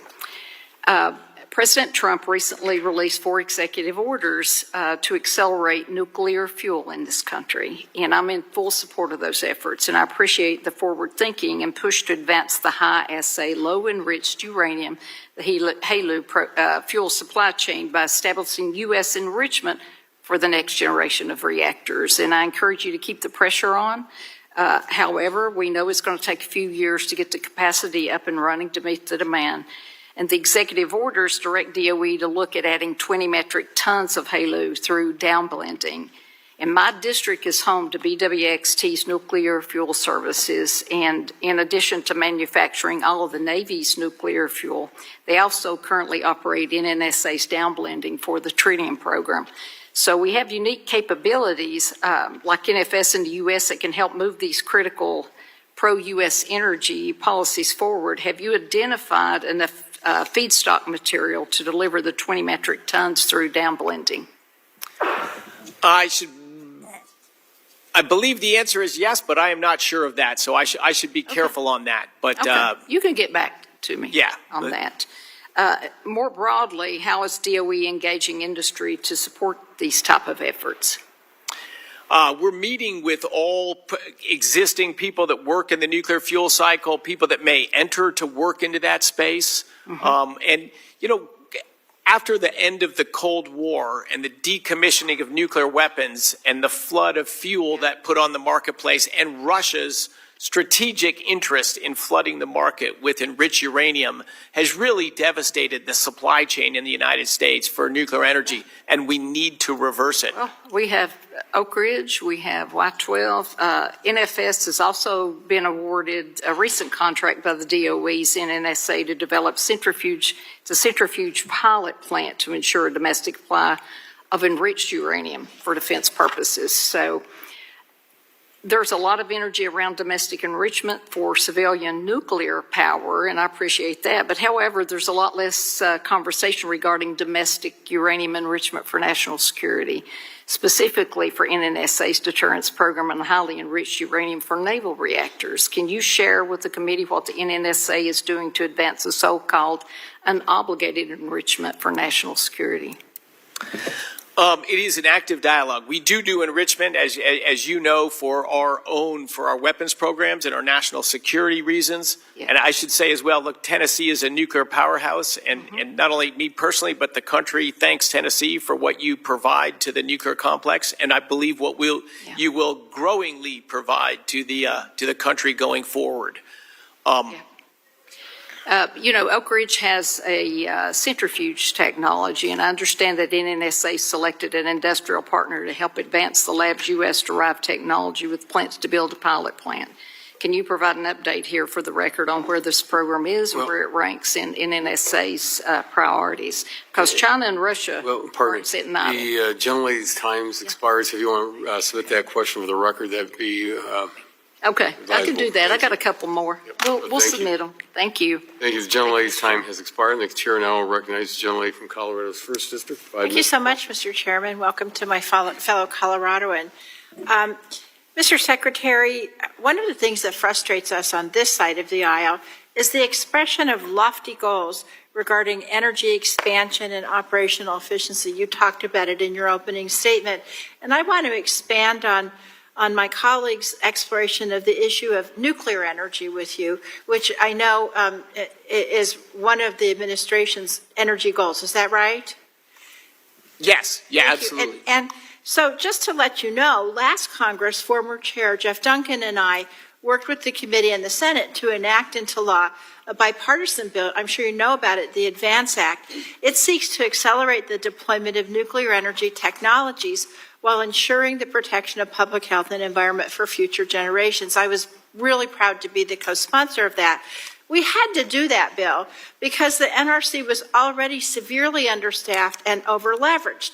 In 2022, the NRC had shrunk by 23% in just 6 years, and over a third of the agency personnel were eligible for retirement as recently as last year. So this was even before the Trump administration came in. So I want to talk about some of the cuts the administration is proposing in nuclear energy to the DOE, because what we're worried about, the NRC's already struggling, the DOE's cutting money. I don't see how we can achieve these lofty goals. So isn't it true the administration's budget would cut the Office of Nuclear Energy's funding by more than 20%? I believe it's a little bit less than 20%. It's actually about 24%. I may be in error, but Okay. I'll check that. But The budget also cuts the Advanced Reactors Demonstration Program funding by half. Is that correct? that program is phasing down. So Okay, yes. so yes. Since the beginning of the administration, DOE has lost over 20% of its staff due to terminating probationary employees and employees taking deferred resignations. Isn't that correct? Dominantly from deferred resignation. Yes, it's about 20%, correct? I don't have final numbers yet. Okay, I'll guarantee you it is. And finally, DOE is currently under a hiring freeze right now. Is that correct? That is correct. Okay. Now, so I want to talk about the administration's own stated goals for a minute. The president signed an executive order last month charging DOE with bringing 3 new reactors to criticality by July of 2026. That's just a little over a year. Is that correct? That is our goal. Absolutely. Okay, that was what the executive order said. Is that right? I don't have it in front of me, but we have an aggressive goal to ramp things up in many years. I will tell you that I never ask incorrect questions. I wish I was as flawless as you, but I'm not flawless, but I check my facts. Looking at all reactors built since 1950, are you aware that the average build time of those reactors was 8.1 years? And dramatically longer these days, but yes. Yes. Now, are you aware that the average application review process can take up to 5 years, and the commission phase typically takes 1 to 2 years? Yeah, I think you are correctly identifying some problems. Here's some good news. I have 1 minute and 16 seconds left, so I would like you to explain to this committee, given all the cuts that I just outlined, and given the personnel freezes, how the administration thinks that it is going to approve and bring online 3 new reactors to criticality by July next year. So number one, there are going to be demonstration reactors at the Idaho National Laboratory. These are commercial companies that have technology. So they're going to be demonstration, not actual energy producing reactors. That is correct. Okay, that's number one. Go ahead. And thank you for your leadership on the Advance Act, by the way, Representative. You're welcome. And the work on nuclear, it's not directly tied to the number of people. The NRC has grown hugely over decades and didn't deliver approved reactors. So there's difference between throughput and number of people. I don't disagree with that, sir, which is one reason I did the Advance Act. But if you're going to have a plan, even to put these 3 demonstration reactors up by next year, you have to have do you actually have a plan of how you're going to do that between now and then? And if so, I would like you to send it to me, seeing as my time is up. Yes, and will do. Thank you. I yield back. Thank you. The gentlelady's time has expired, and the chair now recognizes the gentleman from Texas 11th District for 5 minutes for questions. Secretary, good to see you. I never ask incorrect questions either. And the last secretary, I asked questions about how much energy we use, and she had no clue. So let's get big picture here. You have extreme expertise about how energy in this country works. I am worried about everybody who has testified here, especially those recently who have talked about data centers and the demand that we are going to see rising demand for electricity consumption and how we're going to keep up with manufacturing. Just big picture priorities that you have set out that will enable us as a country to set the conditions for private industry to meet that demand with adequate supply. Love to hear your thoughts. Yeah, look, as you know, over the years, we've created huge regulatory burdens on building infrastructure, on building pipelines, on building power plants, on building transmission lines. If you make it harder and harder and more expensive to do things, well, guess what? You get less of them. And that's what's happened in the United States. I heard a comment earlier that U.S. oil and natural gas production were at all-time highs in 2023, which was true, but that's because it's dominantly on private land and state land, and it's not on federal land. We've had huge federal obstruction efforts. They haven't been entirely effective on oil and gas that's produced on private lands and on state lands.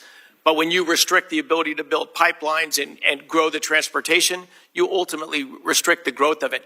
Power plants, with the Clean Power Plan, if you build a new power plant today, you have to have carbon capture and sequestration injected underground like 11 years from now. That's a technology we don't have at commercial scale, massively expensive. Parasitic load of maybe a third of the power plant has to go to that thing. People aren't going to invest money and build power plants with constrictions like that. There's a lot of reasons we haven't built as much new capacity as we should. And it's critical for this administration and this Congress that we work together to remove these obstacles and barriers that chill investment, because we need to lead in AI. We need to win in AI. We can lead and we can win in AI. But to do that, we need to get overly burdensome, truly not focused on environment regulations out of the way so capital will flow and things will be built. We need some simplification with permitting. We need to make FERC move more efficiently. But I will tell you, in this administration, and I know in this Congress, there are many people working tirelessly to achieve just that. So I'm optimistic, but yes, big changes need to be made. Thank you for your work on deregulation. Thank you for the work to set the conditions so that it allows industry to innovate. It allows industry to provide affordable, reliable energy that actually works, as opposed to what we saw the last 4 years. And on November 5th, American Public spoke loud and clear. I want to talk about the Mexico Pacific LNG export site and see if you have an update for us on that, what would be 1,000 BCF capable pipeline to deliver LNG to our partners and allies. And is there a status on this pipeline, on the permitting request? Representative Pfluger, say that again. Which pipeline? The Mexico Pacific Saguaro Energia, and it basically goes from the Permian Basin to the west coast of the Pacific with about 1,000 BCF capability. I need to check into that, because that will not be just DOE on that. But I am aware of the project, and I need to check into that and get back to you on that. Thank you for that. And so I know there's been some questions on the SPR. Just how damaging was it to see 300 million barrels flow out and, for political expediency, and I know there may have been some questions previously asked about this, but what can we do legislatively so that this never happens again? I don't have a good answer to the latter question, but I think it's a dialogue we should have. And as you said, what would the damage? Look, there was damage to the facilities from drying out oil too fast. That's certainly upwards of $100 million of repairs that are going on. It's a reduction in our security right now because we have meaningfully less oil stored in our strategic petroleum reserve.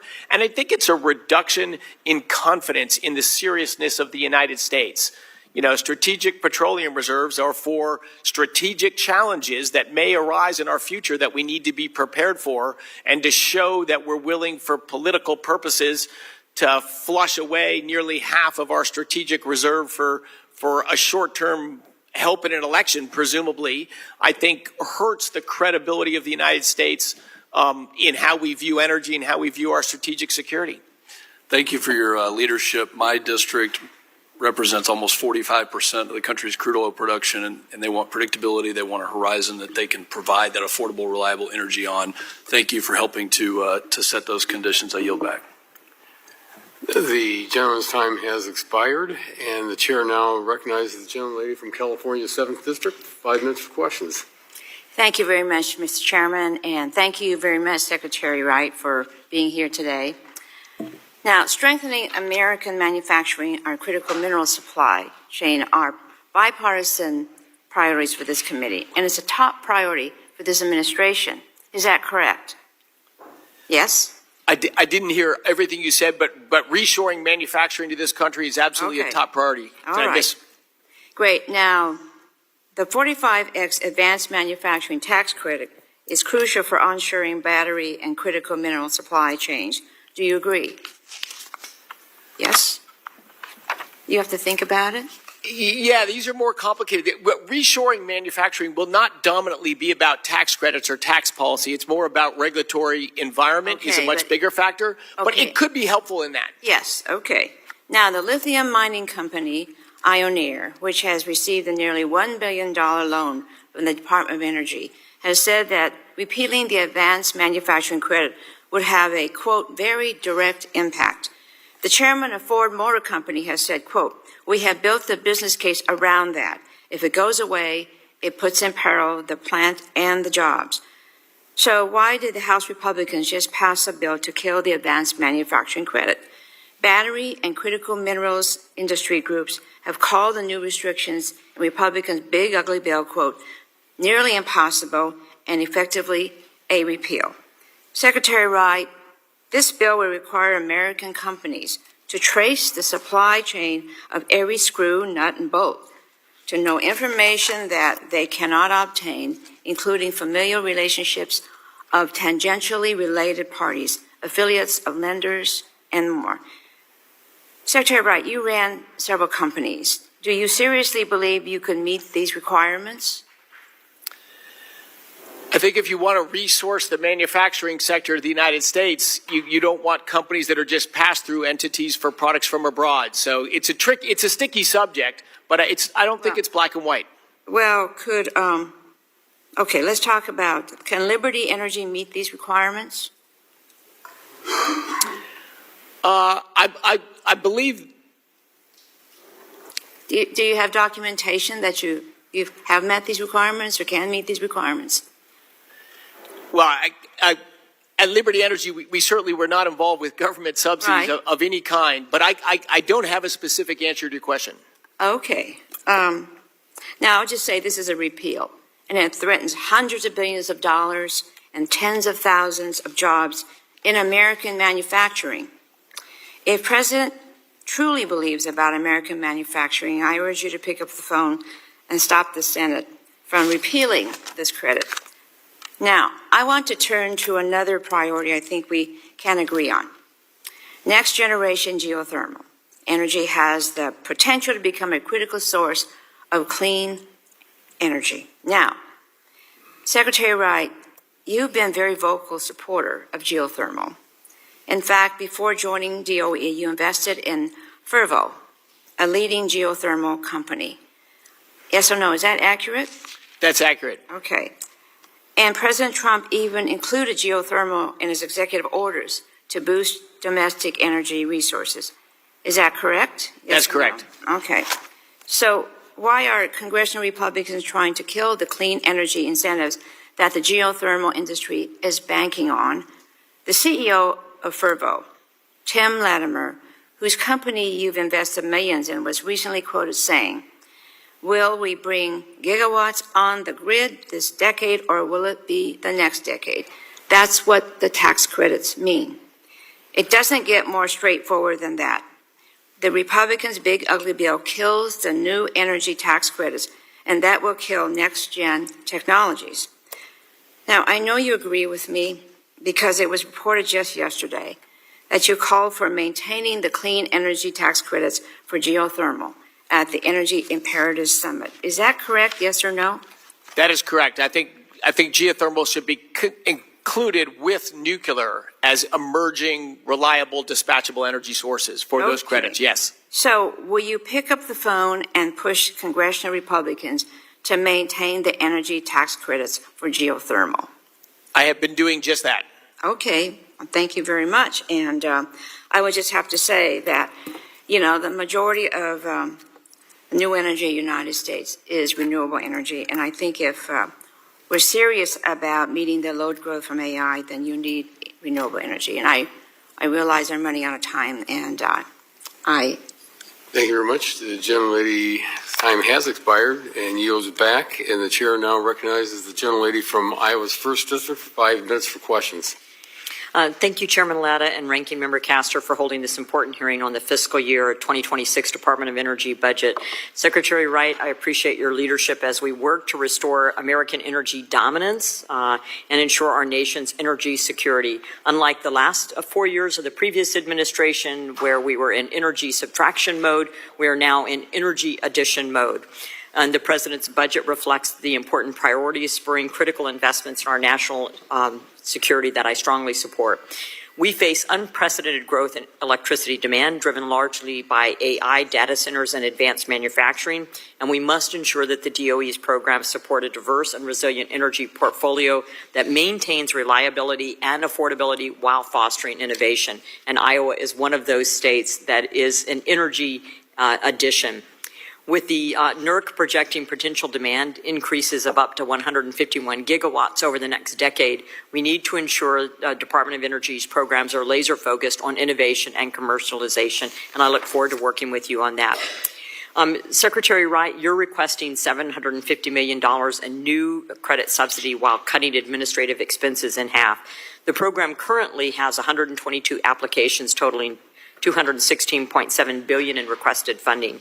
Can you explain how you'll be able to process these through the pipeline and how you're going to address that issue with a decrease in personnel? Yeah, thank you for the question, Representative.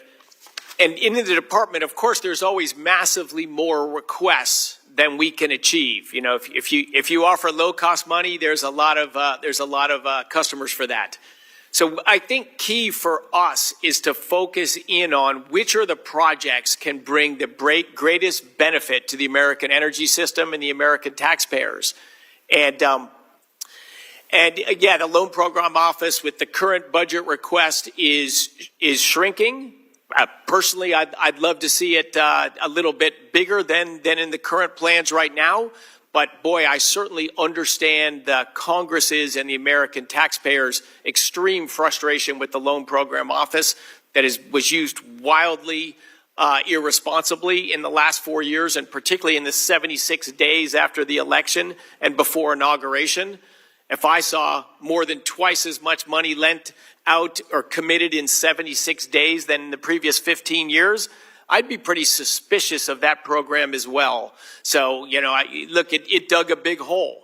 And my goal is to keep it alive and try to have some scale in it. So next generation nuclear, some critical mineral stuff, potentially even geothermal. If there are businesses that can be and will be long-term commercial businesses, but need a little help to get industry started again and it's creditworthy borrowers and there's meaningful equity money behind it, I think there's some good uses for the Loan Program Office, but careful and judicial and nothing like we saw in the last 4 years.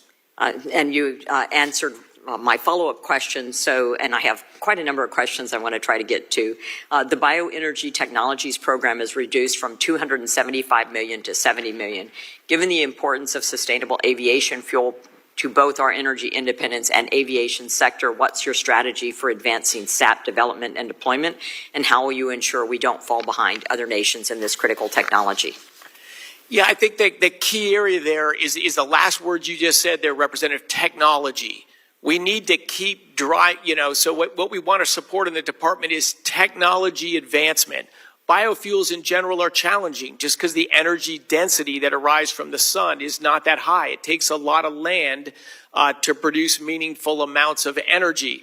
But the more we can get that technology better and better, we can increase the energy density and grow the future runway for biofuels. So we want to focus on driving technology forward and less on sort of corporate subsidies to existing technologies.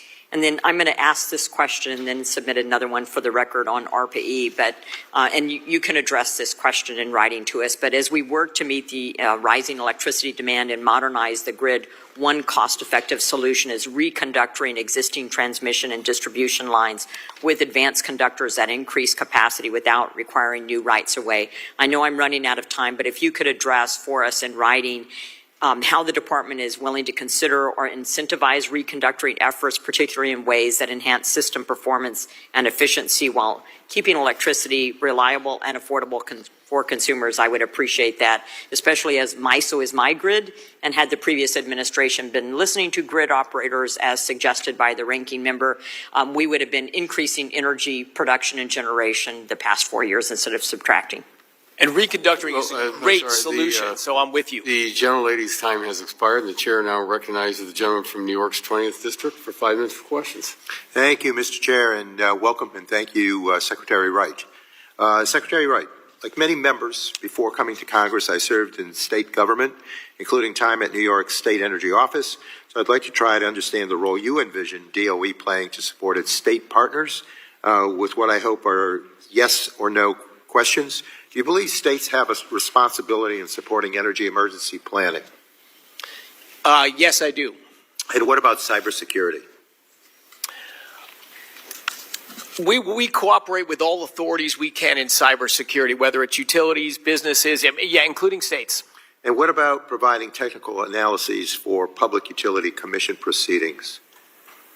Yeah, clearly states play central roles in utility evaluations. Thank you. And what about addressing energy affordability challenges? I think that's a legitimate area for states to work in, absolutely. Sure. So these are just a few examples of activities that both red and blue states are already working on, and they rely on state energy program funding to support their work. The President's budget request zeroes out the Office of State and Community Energy Programs, which includes the State Energy Program, and proposes rescinding some $47 million in SEP funds from the bipartisan infrastructure law. How does the administration reconcile the need for states to do this important energy work while also eliminating funds that enable it? Well, obviously there's multiple ways to fund state energy offices, and the most logical way is by the state government.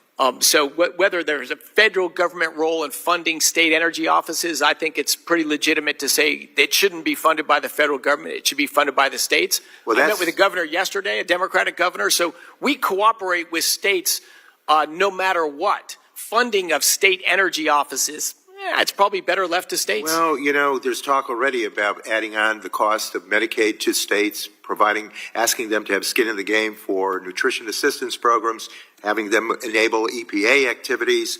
The list goes on. And so this is piling up a lot on the states, and I don't know if it's realistic. But putting aside 2026 funding, I've heard concerns about DOE staff reductions, particularly the Golden Field Office having lost one half of its workforce, that are essentially stopping state energy program grant review processes. Many states are currently waiting for approval for their next allocation of previously appropriated funds. Can you give us some insights, sir, into what's going on in SCEP and whether you are committed to getting previously appropriated funds allocated to states in a timely manner so that they can continue the type of work that we've previously discussed here. Well, I think the main funding out of SCEP is done on an annual basis, and those are usually, I think, delivered in July, and we are working towards that goal, and I think we'll make that goal or be very close to it. So I don't think you'll see a huge disruption there. Or I hope so. And I know many members and President Trump have expressed concerns about rising energy costs. DOE has a critical role in promoting energy affordability, especially through energy efficiency, which is often the most cost-effective option to lower utility bills. In May, DOE claimed to be saving Americans $11 billion through the elimination or reduction of some 47 rules, including numerous energy efficiency standards. But according to DOE's own analysis, just 12 efficiency standards would save more than $54 billion, which is nearly 5 times as much in utility bill costs. Therefore, people would see their net costs increase by some $43 billion. In addition to this being another major blow to energy affordability, this action would be illegal. Secretary Wright, the law forbids weakening energy efficiency standards once they are finalized. Are you aware of that provision? I'm sorry, Representative, repeat the last sentence. Yeah, the law forbids weakening energy efficiency standards once they are finalized? Well, I can assure you we are following the law and very carefully reviewing these things, but we think that consumers should choose the trade-offs they want to make and not the government, making people buy more expensive, less effective appliances. But back to those energy efficiency standards, I'm citing Section 342 of the Energy Policy and Conservation Act. And in 2004, a federal appeals court ruled that DOE could not weaken efficiency standards once they are finalized. So, Secretary, are you aware of that ruling? I can assure you that the legal team at the Department of Energy that's heading up these efforts is aware of these laws and being very careful to comply with the laws while at the same time restoring choice and freedom to American people. Right. This attack on energy efficiency standards is not only harmful to Americans, I believe it's illegal. So, Mr. Secretary, I hope you reconsider this action.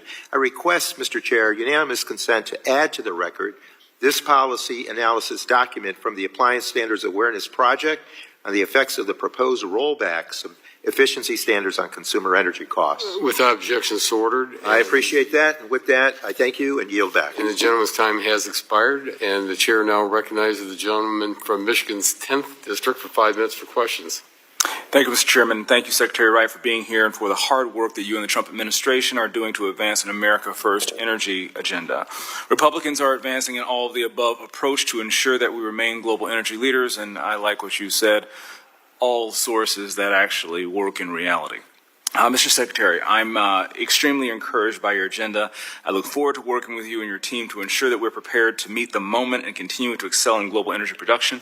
So I'm just going to jump right to the questions because your time is very precious. In 2024, NERC's long-term reliability assessment, they stated that the greatest threat to our power grid is our shift to intermittent resources and premature retirements of thermal generation. NERC's 2024 long-term reliability assessment also projected that the Mid-Continent Independent System Operator, MISO, which covers my district and in Michigan, will experience a 4.7 gigawatt shortfall by 2028 if current expected generator retirements occur. In your discussions with MISO, have they discussed how any current state net zero policies have contributed to current cost increases to consumers and expected power shortfalls in the future? Absolutely, Representative. Thank you for the question. And look, many people at DOE have been in dialogues with NERC and with MISO about these issues. But I think you hit the nail on the head. Like, what do we want? We want to reshore manufacturing to Michigan. We want to bring data centers to Michigan. We need to grow the supply of affordable, reliable electricity in Michigan, and closing plants, the coal plant, for example, with 15 years left in its average lifetime, get closed for political reasons, closed to show, virtue signaling, we're going to move away from coal. That's not in the best interest of Michigan ratepayers and Michigan citizens. And but yes, utilities get bullied and influenced by state politicians and national politicians that have political agendas around energy that are often not aligned with ratepayers and citizens in those districts. So premature closures in the past Premature closures have greatly increased the likelihood that ratepayers will pay higher. Thank you for that. Yes. I've heard back you were mentioning the J.H. Campbell coal plant in Southwest Michigan. Can you please walk me through the administration's reasoning for this order, the emergency order? Could you articulate the reasoning for that? Yes, and again, along the lines you just discussed, MISO, where in the system operator in which this plant exists in the Midwest, is the lowest reserve margin we have, meaning the greatest risk of blackout. And of course, it's the industrial heartland of the United States. And there was one recently. There was a blackout 2 days after we issued that order to keep that coal plant open. So when opponents were saying the White House claims that the intermittent nature of solar and wind generation will lead to energy shortages and fail to meet the surging electricity demand, 2 days after they said this, there was actual shortage. Correct. So it sounds like you reacted quickly, and you reacted at least on time to not make it worse. Last question. I'm very concerned that even though we are trying to keep as much power online as possible, that this is going to directly result in increased rates for people in the state of Michigan. I'm sure you're aware that Consumers Energy filed a complaint with FERC against MISO seeking compensation for keeping open the J.H. Campbell coal plant this summer. I look forward to working with you and your team to make sure the reliability in our region is strengthened while not being financially punitive to our energy customers in Michigan. As MISO is a large organization, where this power is dispatched is going to benefit a larger organization. And so, therefore, those costs should necessarily be spread out, as we all have to make sure that we are cooperating to make sure that we keep our power high and keeping our costs low. Is there anything that I have missed that would more accurately reflect the administration and your actions specifically related to that coal plant? I think you're very well spoken, right on, and I share your interest for a reliable, affordable grid. That's what our citizens and our ratepayers want, and that's what we need to work towards. I would also encourage you or thank you for your efforts on the big, beautiful bill. The reforms in there in energy policy will not only save Americans money by stopping the 30-year-long subsidies for intermittent energy sources, not only will the federal government save money, but by stopping the rapid increase in intermittent sources on grids, we will reduce stress on grids and reduce costs. So thank you for your leadership in this area. I appreciate your support. Hopefully we can make consumers whole. Thanks. Bye-bye. And I yield. Thank you very much. The chair now recognizes the gentleman from Texas 33rd District for 5 minutes for questions. Mr. Chairman, thank you very much. Secretary Wright, thank you for being here today. Congratulations on your appointment. I know that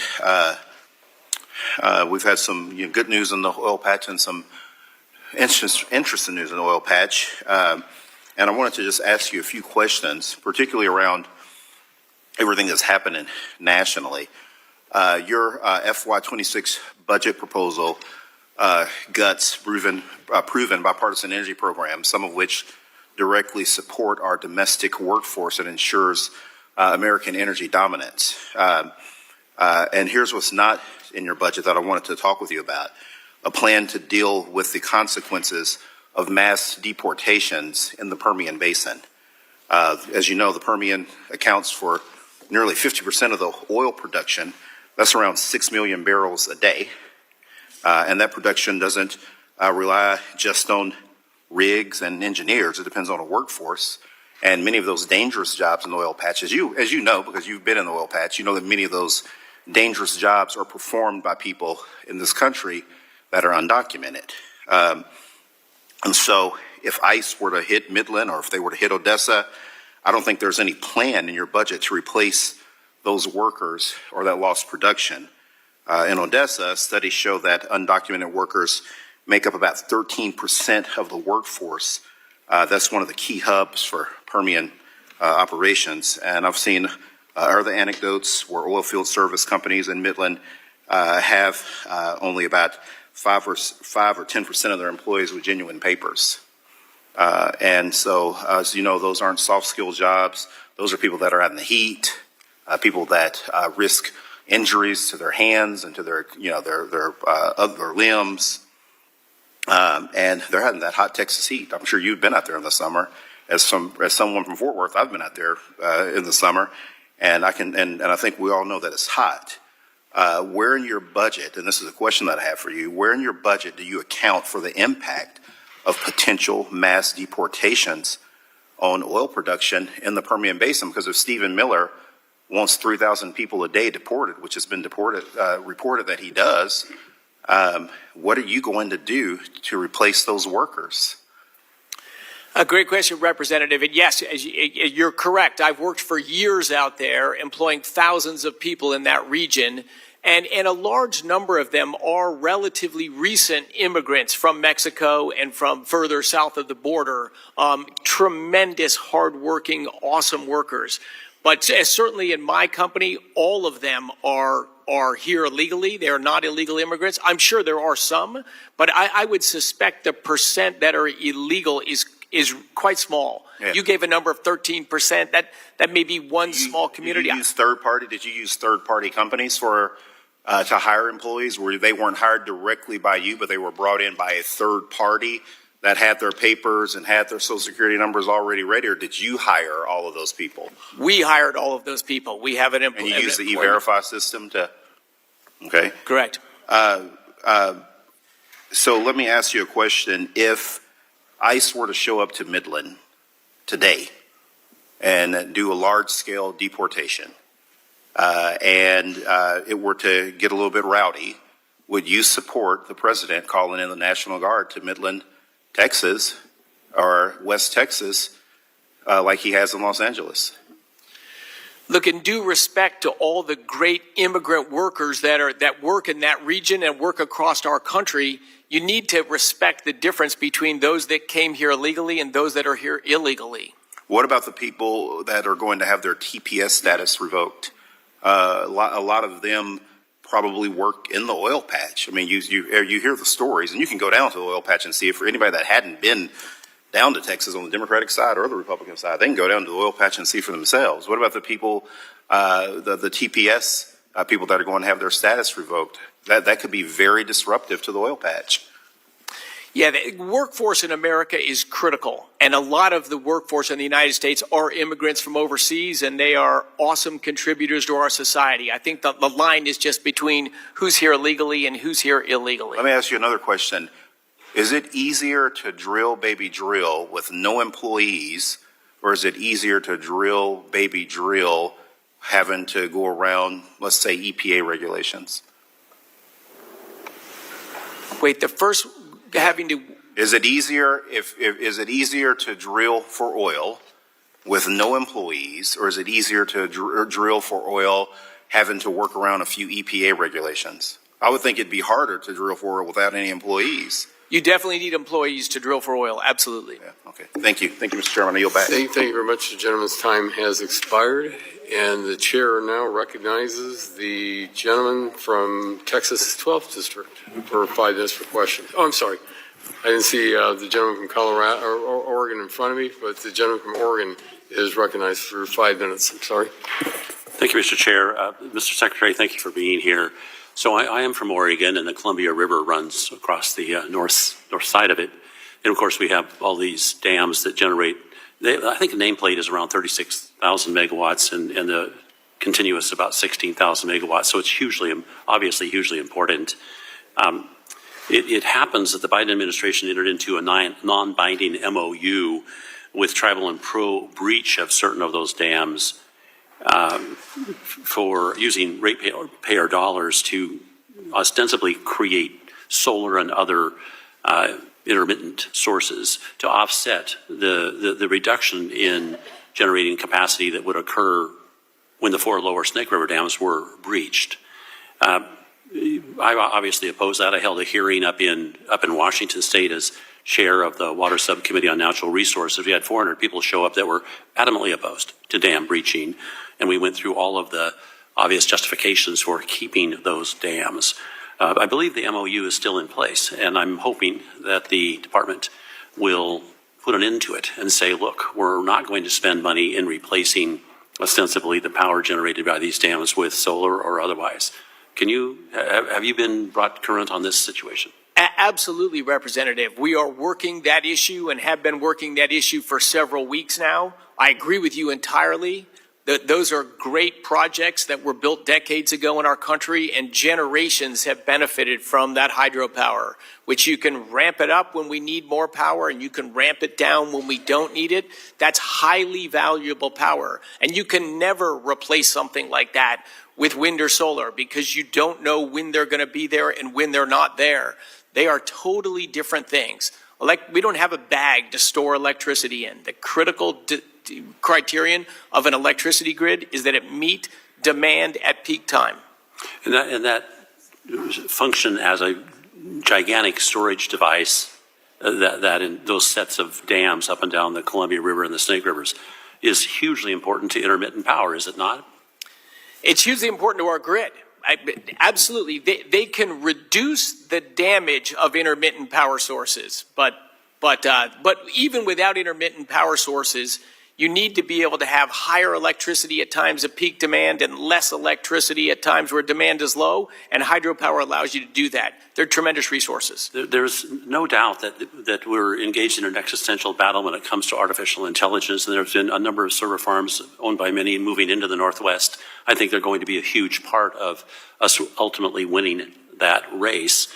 But there seems to be a disconnect when it comes to the absolute need for additional electrical generation. I see that we have basically a flat production curve, flat, and China has one that's shooting straight up. What is your plan? What is the department's plan to do to catch up, if you will? We need to pivot the direction we've been on in this country. You know, again, during the last 4 years, we spent tens of billions of dollars to do two things: to subsidize the installation of intermittent sources. Peak demand in PJM, where we are right now, inauguration night at 4 a.m., wind was 2% of electricity, solar was 0. Together, between the two of them, 2% of peak demand. That's when it matters. If you're not there at peak demand, you're just a parasite on the grid because you just make the other sources turn up and down as you come and go. So we are trying to reduce the barriers to investment in reliable dispatchable sources such as hydropower, and we are doing everything I can together with this Congress through the big beautiful bill to reduce the subsidies that put intermittent unreliable sources on our grid. We pay people to put stuff on our grid that ultimately makes our grid more expensive. If you subsidize something, it better be cheaper. We're subsidizing something and getting a more expensive product at the end. That's a big loss. And could you also, certainly is, can you also address the fact that with intermittent power, you have to have a backup, thus you double the cost, triple the cost, because you can't just rely upon wind when the wind doesn't blow. So you've got to have that backup. So that's driving up the cost of that particular source of power, is it not? Well, correct. And we're inadvertently making all these other energy sources have to back them up. If you build a natural gas power plant, for example, and then the sun shines and you got to turn it down, and then the sun goes behind a cloud and you got to turn it up, that's a much less efficient way to run a power plant. Our electricity markets have rewarded low-value electricity, and we've subsidized to put more of it on. Germany and Denmark and England have shown where this leads: deindustrialization. It really does. Thank you so much. Yield back. Thank you very much. The gentleman's time has expired and yields back. The chair now recognizes the gentlelady from Washington's 8th District for 5 minutes for questions. Thank you, Mr. Chairman. Before I even start, as I listen to the bashing of intermittent sources of energy, it occurs to me that we could resolve all of those issues if we got sensible permitting reform done, and there is a bipartisan bill that I would love to see us work on together to do just that. Thank you for being here today, Secretary Wright. Like many of my colleagues, I'm very concerned about the staffing cuts that have taken place under your leadership. It seems to me that the rollout of these cuts, especially in Washington state, has not been strategic or tactical. They've been indiscriminate and arbitrary and are often followed by an oops.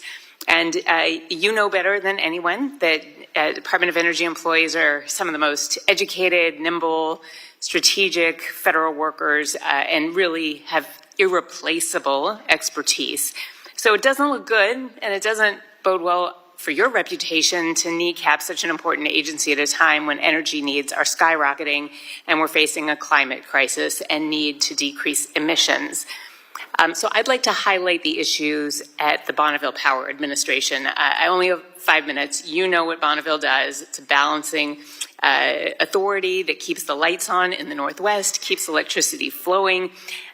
We've got engineers and operators who manage the grid 24/7 and the linemen who go out in the worst weather and repair that grid. And every single person there is necessary. They also do this at zero cost to taxpayers. This is all ratepayer funded.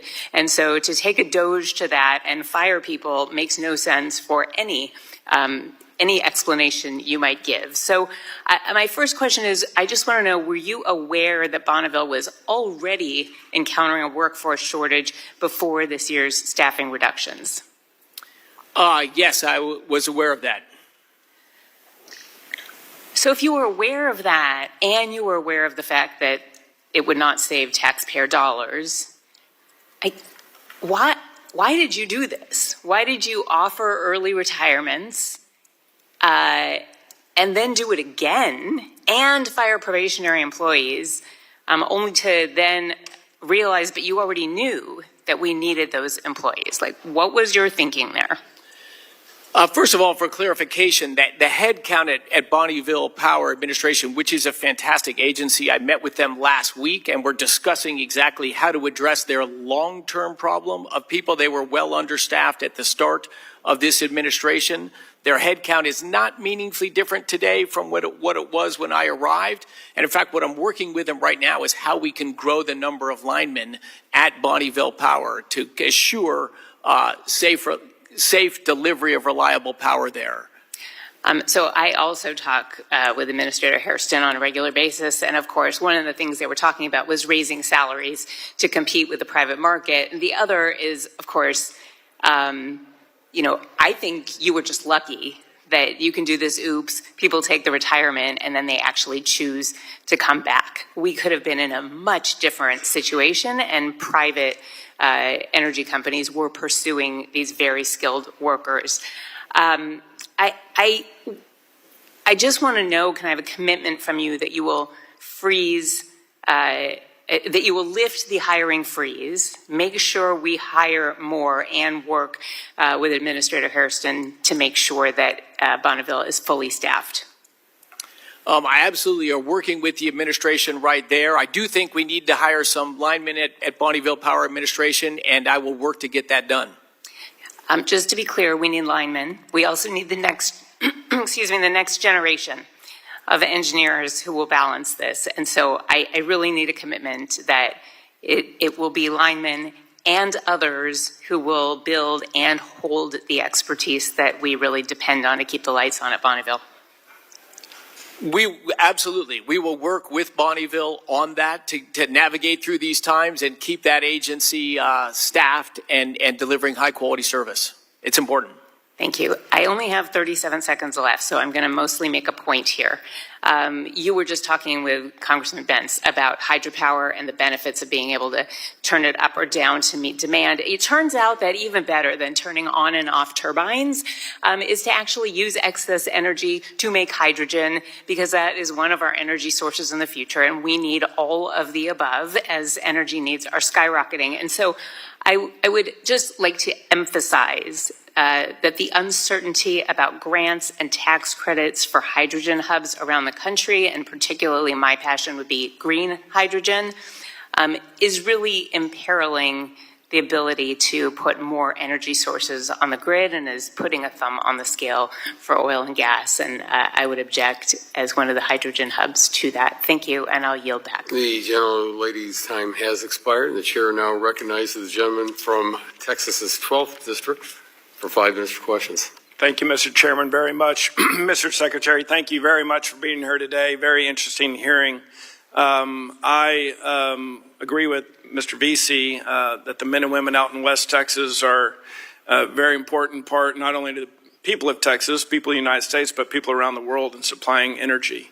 I want to stay in West Texas, but not go that far West Texas, and talk about Abilene. Abilene Christian University has one of the 2 permits from the NRC to build the next generation reactor. The DOE committed in 2019 to provide the fuel and salt for the project, as it does for every existing university research reactor. Will the DOE support this advanced nuclear project by honoring that commitment? Yeah, that is our intention. And the department is working with Abilene right now to figure out it's a different type of fuel in a molten salt reactor design, how to accommodate that request. But I'm quite proud and impressed by the work going on at the university, and we certainly want to support it.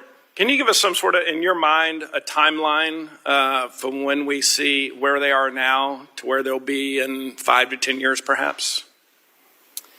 A timeline and where that reactor will be. Will it be online? Will it be working? Will it be, are they testing from now till a decade from now?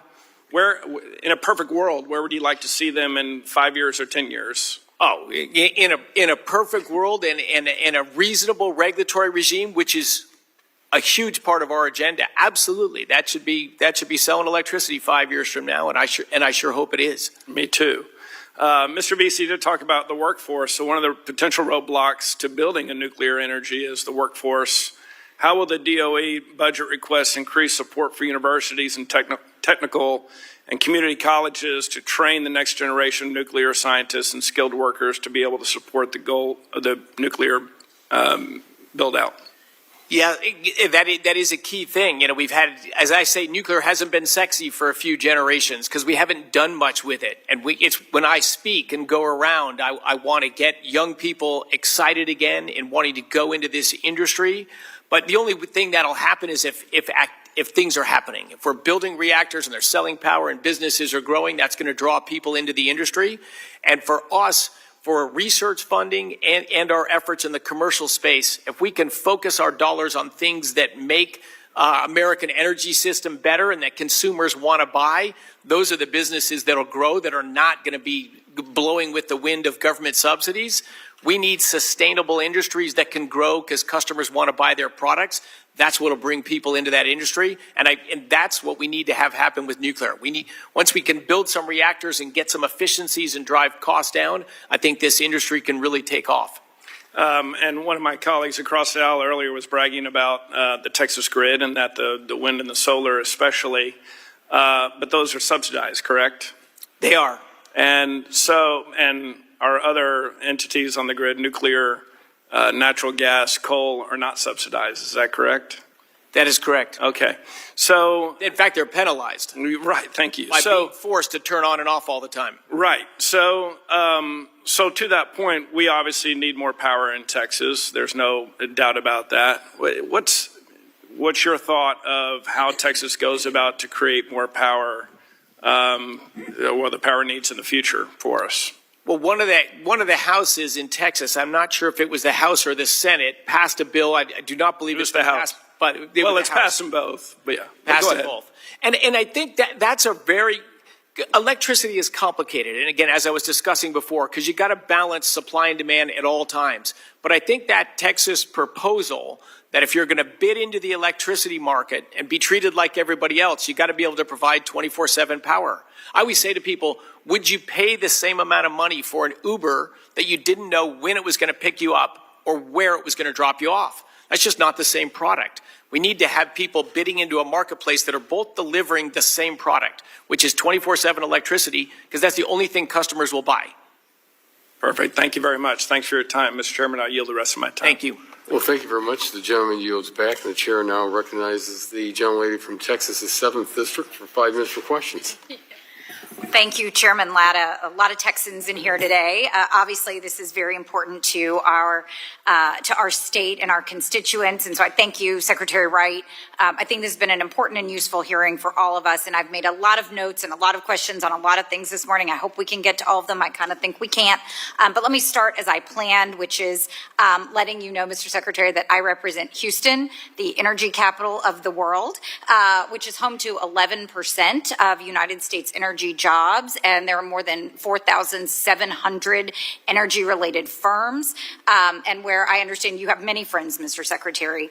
Energy capital of the world. I agree with you 100%. It sure is. My colleagues here are tired of hearing me say it, but it's important. And the issues that we're talking about today are really important to my constituents. And the number one thing I'm hearing from them, as well as from people in the business across the country, is the need to know the rules and regulations and the requirements to be able to trust that long-term projects can move forward and that they can get the approvals they need. And certainly I agree with my colleagues who have said we have got to tackle permitting reform in this committee, in this Congress, and have good bipartisan, durable permitting reform. That's a huge issue.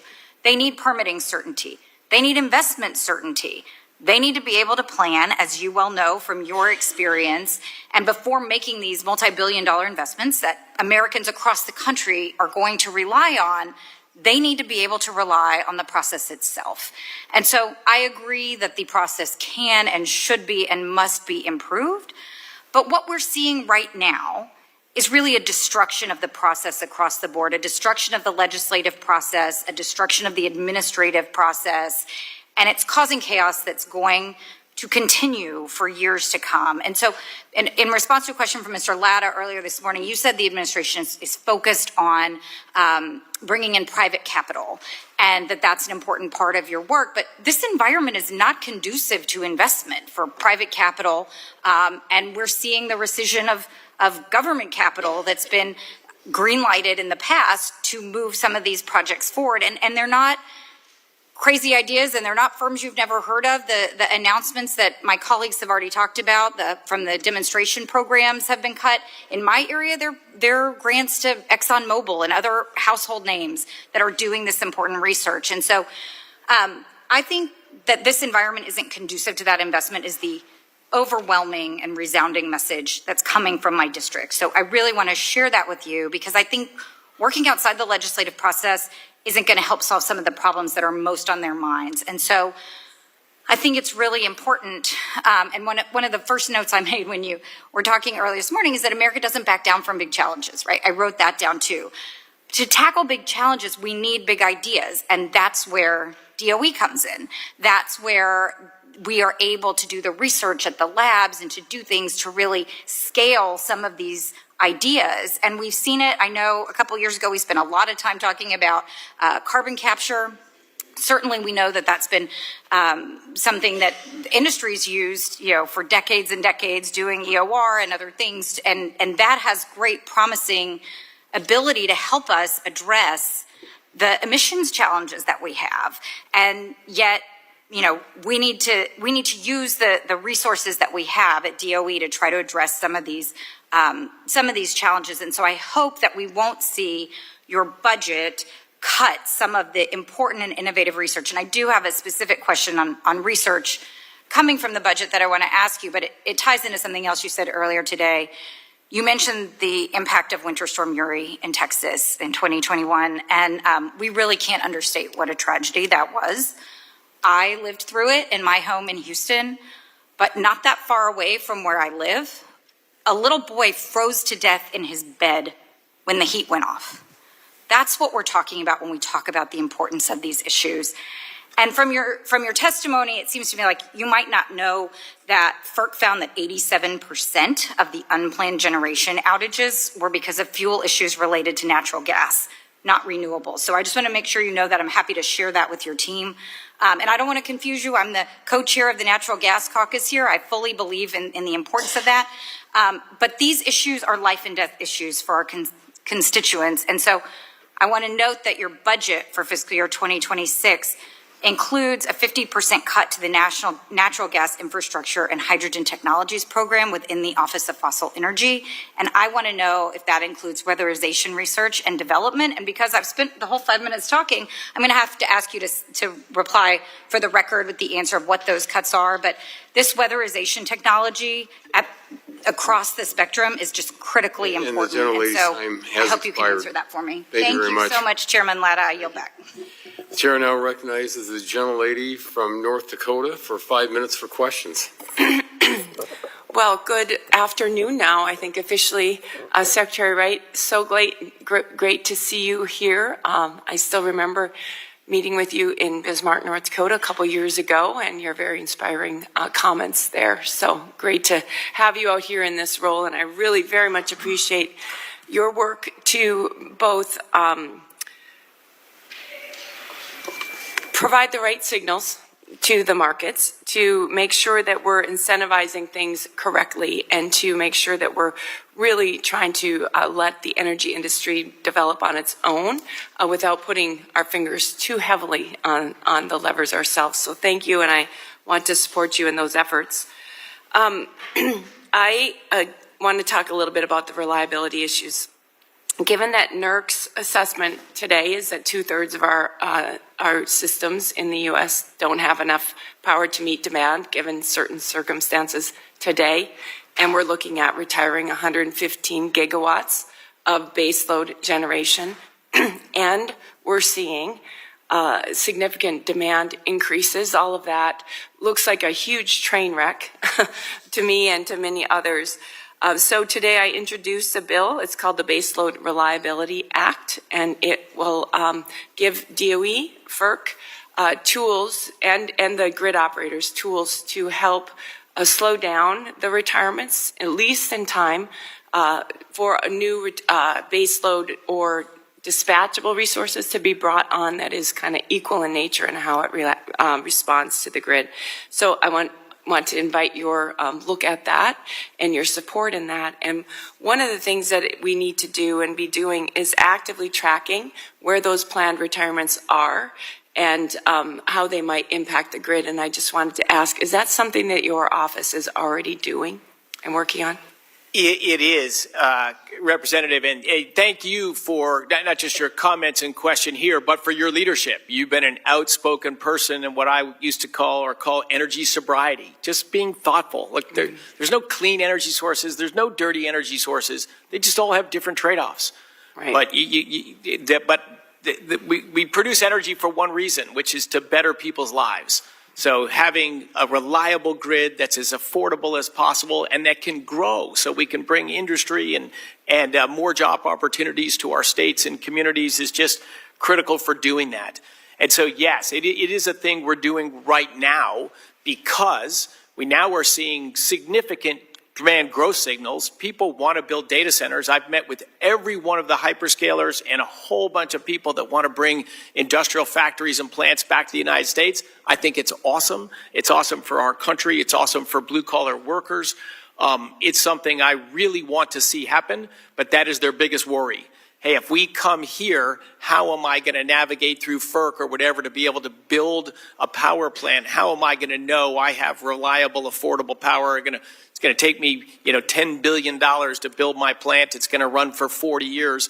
I want to know how I can get confidence in the energy thoughtfulness of the United States and that price.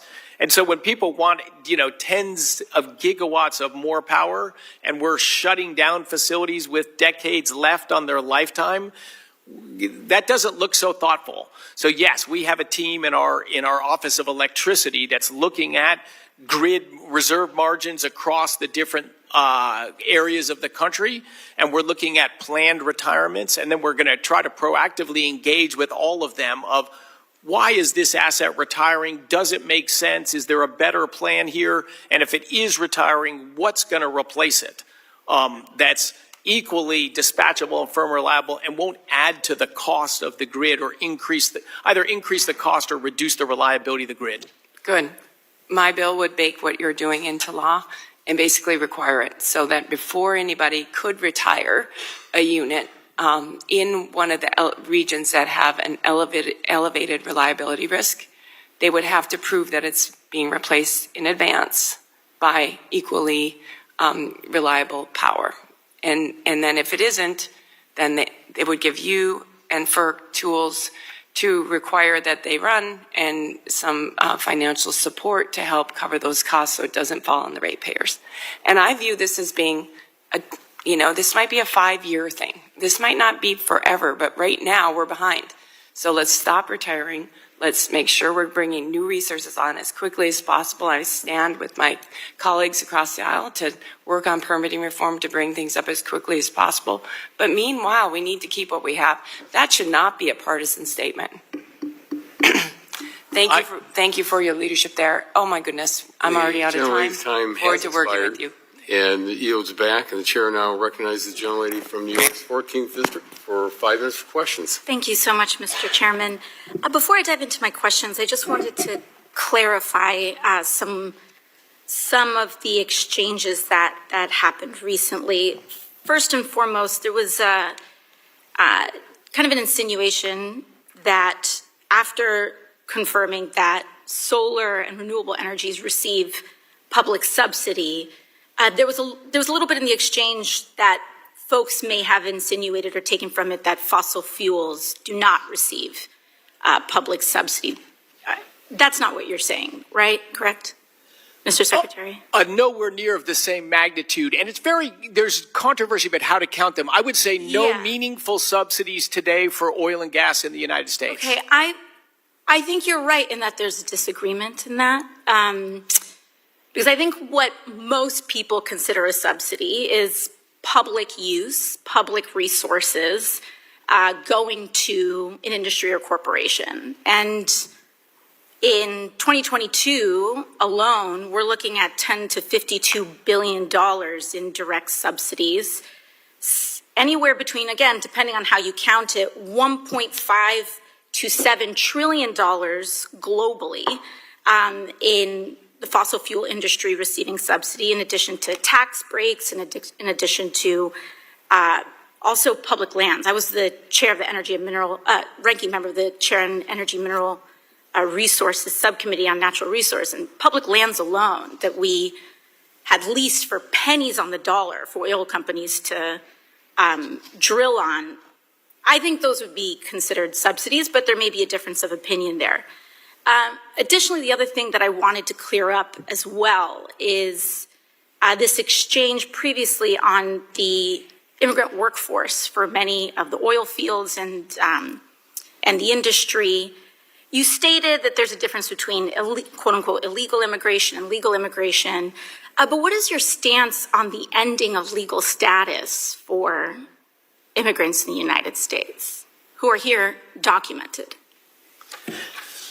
The devil's in the details, so I don't know enough about the issue you're raising to give a comment. I'm very passionate about immigration and all that, but I'm not sure exactly the question you're asking. So there are hundreds of thousands of legally documented immigrants here, many that work in the energy sector that, you know, are here under different kinds of authorizations, one being temporary protected status that Mr. Vesey had raised. And the administration is ending this status that provides a path to work permits, legal work permits, for huge sectors of the workforce in the United States. Are you supportive of ending these work authorizations? Again, I'm not actively working on immigration policy and all that. I don't think I have a thoughtful response to that. Understood. I'll get back to my question line. In a February interview with Bloomberg, when asked what oil prices you are targeting as secretary, you stated lower is better. And I take it you stand by that statement, correct? Yes, in general, lower is better because there's far more consumers than producers. Mm-hmm. And even if that means oil company stock prices falling? I don't think American consumers should worry about the stock prices of oil and gas companies. You do need a healthy sector to actually produce, but that's what a market mechanism does. The cure for high prices is high prices, and the cure for low prices is low prices. And I think we're in agreement there. Given your statement on aiming for lower oil prices, what are your stances on the president's tariffs that are increasing costs of production? There's lots of impacts, and there's lots of things that impact the cost of production. Most of what the president is doing is going to meaningfully lower the cost of production. But his agenda to try to reshore heavy industry manufacturing in the United States, I think it's good for the country in the long run. Thank you. I'd like to reclaim my time. You know, there are several, there's an industry-wide consensus here. There has also been a survey in March of oil and gas companies by the Dallas Fed, which were littered about complaints around uncertainty. Companies in this survey commented on the rising costs for materials like steel, which was subject to a 25% tariff at the time and is now subject to a 50% tariff as of June 4th. Steel is obviously a very important input in oil and gas production and energy production writ large. Mr. Chair, I would like to seek unanimous consent to enter these complaints into the record. Without objection, so ordered. Thank you.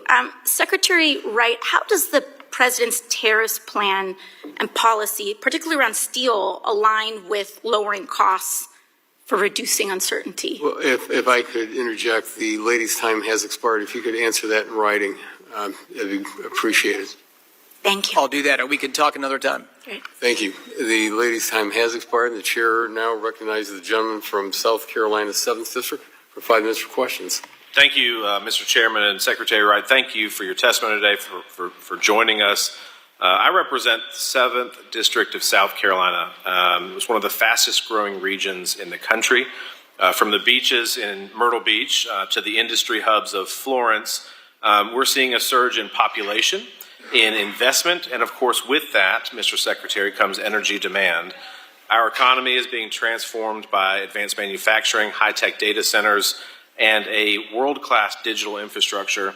And thankfully, South Carolina is leading by example. Over half of our electricity is generated by nuclear energy, which is clean, reliable, stable, is resilient. We're home to facilities like the Robinson plant in the district, which represents enormous potential for large-scale nuclear reactor development. We have a skilled workforce. South Carolina always has in this industry, and we have institutional expertise. What we need now, I think, and what we've had problems with in the past under prior administrations is we need a federal partnership to match that ambition. I think we've heard on the Oversight Committee last year the delays with the DOE under Secretary Granholm about how the problems that they were facing, and that they at least were envisioning ways that they could cut through the red tape and make sure that we could plug in nuclear power in an affordable way in this country. As you're aware, South Carolina is a leader in that national, or the nuclear energy, certainly with the Robinson plant and several others. What specific actions would you like the committee to consider, whether it's new legislative authority or regulatory streamlining, to ensure that the Loan Programs Office can fully support this next wave of nuclear development and deliver results for communities like mine in South Carolina? Yeah, great question. The nuclear power industry has been hampered by, a growing regulatory burden. I've used this example before, but if you brought Grand Central Station, the train station in Midtown Manhattan, to the NRC, it could not be permitted as a nuclear power plant because its radioactivity is too high. That's just naturally occurring radioactivity in the granite in the building. So they use a thing called linear no threshold. High threshold radiation we know is very hazardous to human health. And then they extrapolate how hazardous, and they extrapolate that all the way down to zero to say that the tiniest amount of radiation, is harmful. And so the thresholds below which you have to get are very hard to achieve and very expensive. I lived in Colorado before I got my new job. There's a lot of extra radiation just living at high altitude, flying in an airplane. So to me, what we need is just reasonable regulation. Everybody wants to protect the environment and human health. My gosh, But specifically about the Loan Programs Office, how can that be synthesized? What can we examine with that from a congressional standpoint to make sure that that advancement occurs? Sorry about that. On that, so we've put in a request. We're concerned right now. We spend over $1.30 for every dollar we collect in taxes, so everything is very skinny right now.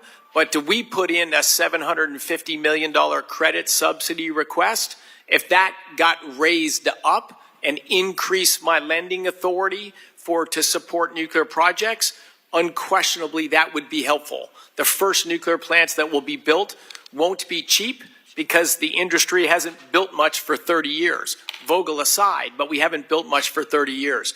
So, and and I can assure you it will be used responsibly behind credit-worthy equity investors. I think it is a helpful tool. Something like a VC summer in Jenkinsville, South Carolina, potentially.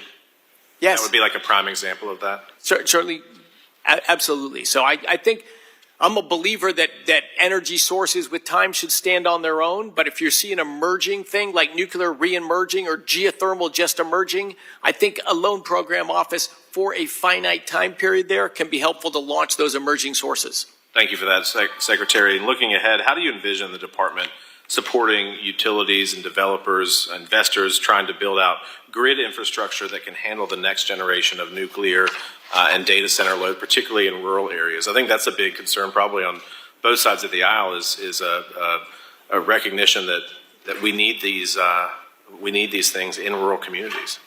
Yes, we have heard permitting reform on both sides of the aisle. It is very important. We need to be able to build things in this country again, which is transmission lines or even just reconducting transmission lines. We need to be able to build that infrastructure to connect plants where they are. The gentleman's time has expired, but if you'd like to also answer that in written form, that'd be great. And the chair now recognizes the gentleman from Massachusetts 4th District for 5 minutes for questions. Thank you, Mr. Chair.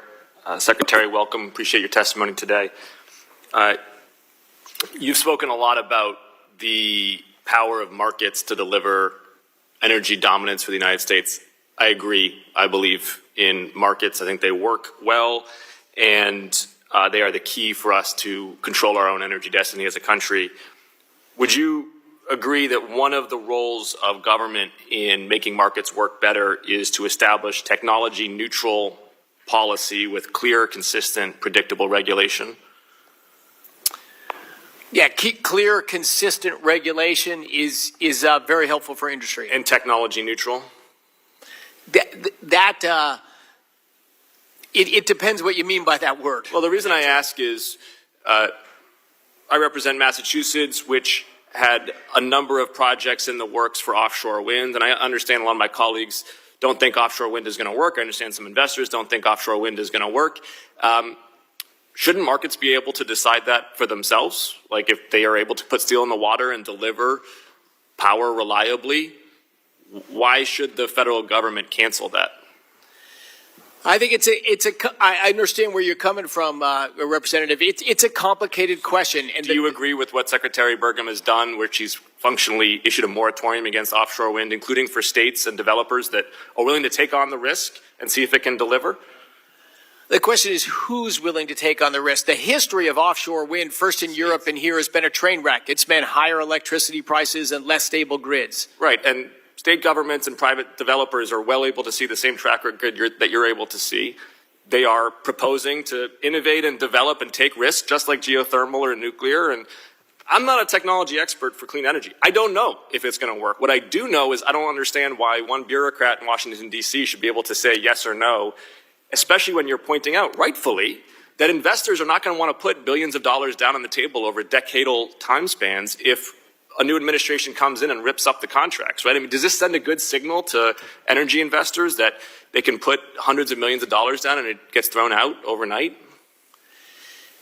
It's a challenging issue of what the right thing to do with wind power. There's also a lot of public outrage just because the footprint, the visual footprint and the footprint of waters is large. And so there's a growing movement. Let's be candid. Rural people. The outrage is because there were offshore wind farms off the coast of Scotland and the president's golf course. That's why he's mad about it.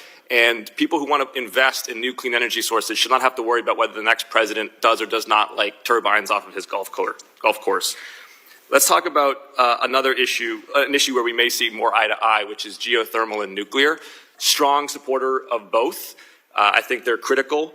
And you've already talked about the loan program office's really vital role in potentially both of them. I was interested to hear the gentleman from South Carolina concerned about the LPO because he voted, along with all the other Republicans in the reconciliation bill, to rescind nearly all of the LPO's unobligated credit subsidy. Would you encourage the Senate and the House to restore the LPO's credit ability to issue loans as part of this reconciliation package? I would. I think we have to be cautious and judicious with funds, and the loan program office, as I described, has a recent pretty poor track record, so I understand the reticence. But yes, I do think it's a helpful tool. Can you talk about the types of technology in nuclear and geothermal that you're most excited about? I'm going to give you a minute here because I know this is an area that you're excited about. Small modular, you're talking about large reactors, and then geothermal. What are you seeing with the super hot rock geothermal, like the microwave technology? Do you have any opinions on where are the most promising avenues of innovation?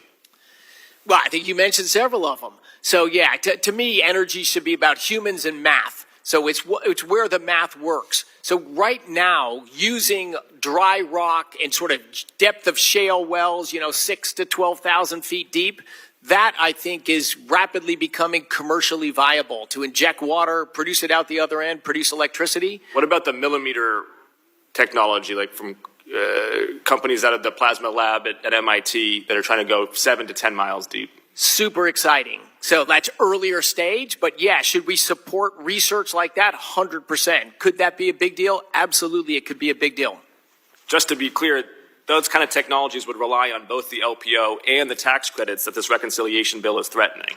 I mean, we do need, for markets to bring innovation to bear across long time cycles and a lot of uncertainty, you do need public dollars and regulation to de-risk private capital, yes? I have advocated in this legislation right now to have nuclear, geothermal, and fusion as 3 emerging sources to get tax credit treatment, maybe through an end date, like if you're under construction by 2031. It has to have an end date, but I'm with you. I understand it, and you and I both know the reconciliation bill does not do that. Right? And yield back. Thank you very much. The chair now recognizes the gentleman from Alabama's 6th District for 5 minutes for questions. Thank you, Mr. Chairman.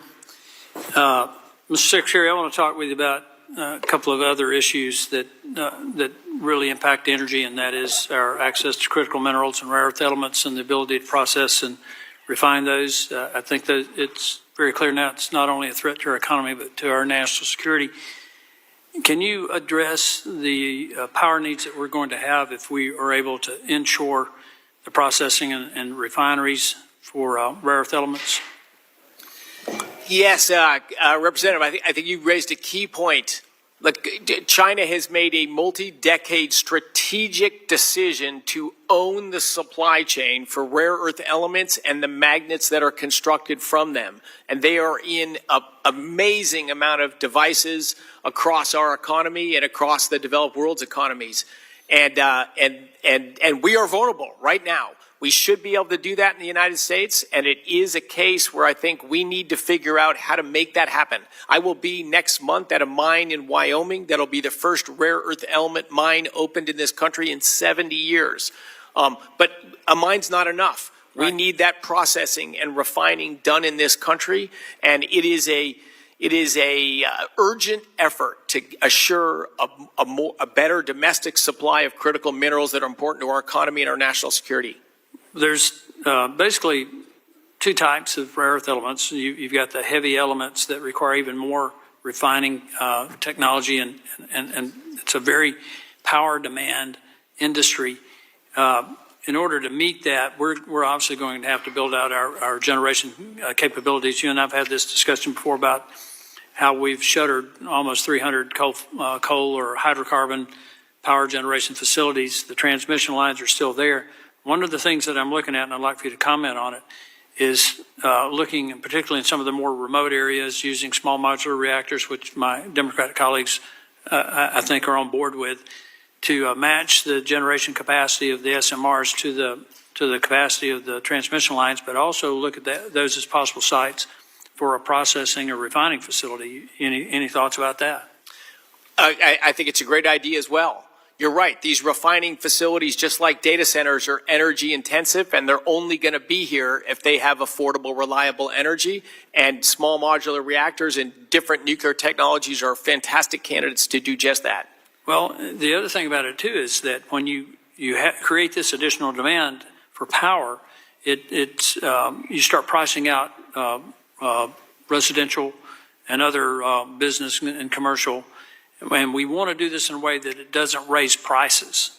So we got to be really smart, really strategic about building out our power generation so that we not only can address what I think is clearly an economic and national security issue and our reliance on China, for refined critical minerals and rare earth elements, but also at the same time not do harm to the economy, not do harm to middle-class Americans. So, again, you and I have kind of talked about this a little bit. You take an all-of-the-above approach, but to do this, we cannot do it with renewables. You've got to have a reliable baseload. And when you have on the same power generation facility, residential, commercial, and then these heavy industries, you've got to have a consistent baseload that's also able to meet these peak demands. Is that accurate? That's accurate. I agree very much, Representative. And I think you make another critical point, not just that we need to keep the costs down, but to keep Americans on side with the reindustrialization of this country. If they see factories and data centers come and all they're paying their bills becomes more expensive, they're not going to support what we're doing. But if it brings jobs and economic opportunity and doesn't drive up the price of electricities, we start an American renaissance of manufacturing. I've only been here 10 years in Congress, but I've worked for 2 international engineering companies. I ran a think tank for almost 25 years. So I've kind of followed people who fill your position as Secretary of Energy, and I've never, in my experience, experienced someone like you and your whole philosophy. And I'd like for you to comment on that. You put out this publication on bettering human lives, and your whole perspective about energy policy is focused on bettering human lives. Could you just comment on that? And after he finishes, I'll yield back, Mr. Yeah, I say only 2 things matter with energy, humans and math, right? We only produce energy for one reason, to make our lives better. It shouldn't be political. We shouldn't give it stupid names like clean or renewable or dirty. These are just marketing terms. We should be serious about energy because we want to better human lives. Thank you for the job you're doing. I yield back. Well, thank you. The gentleman yields back, and the chair now recognizes the gentleman from California's 15th District for 5 minutes for questions. Thank you, Mr. Chair. Thank you, Mr. Secretary, for being here today. Last August, President Trump promised to cut energy prices in half within a year, but it looks like he's going to fall far short of that goal. According to the latest forecast by your agency, national electricity rates are going to increase this year by 5%, which would outpace predicted inflation.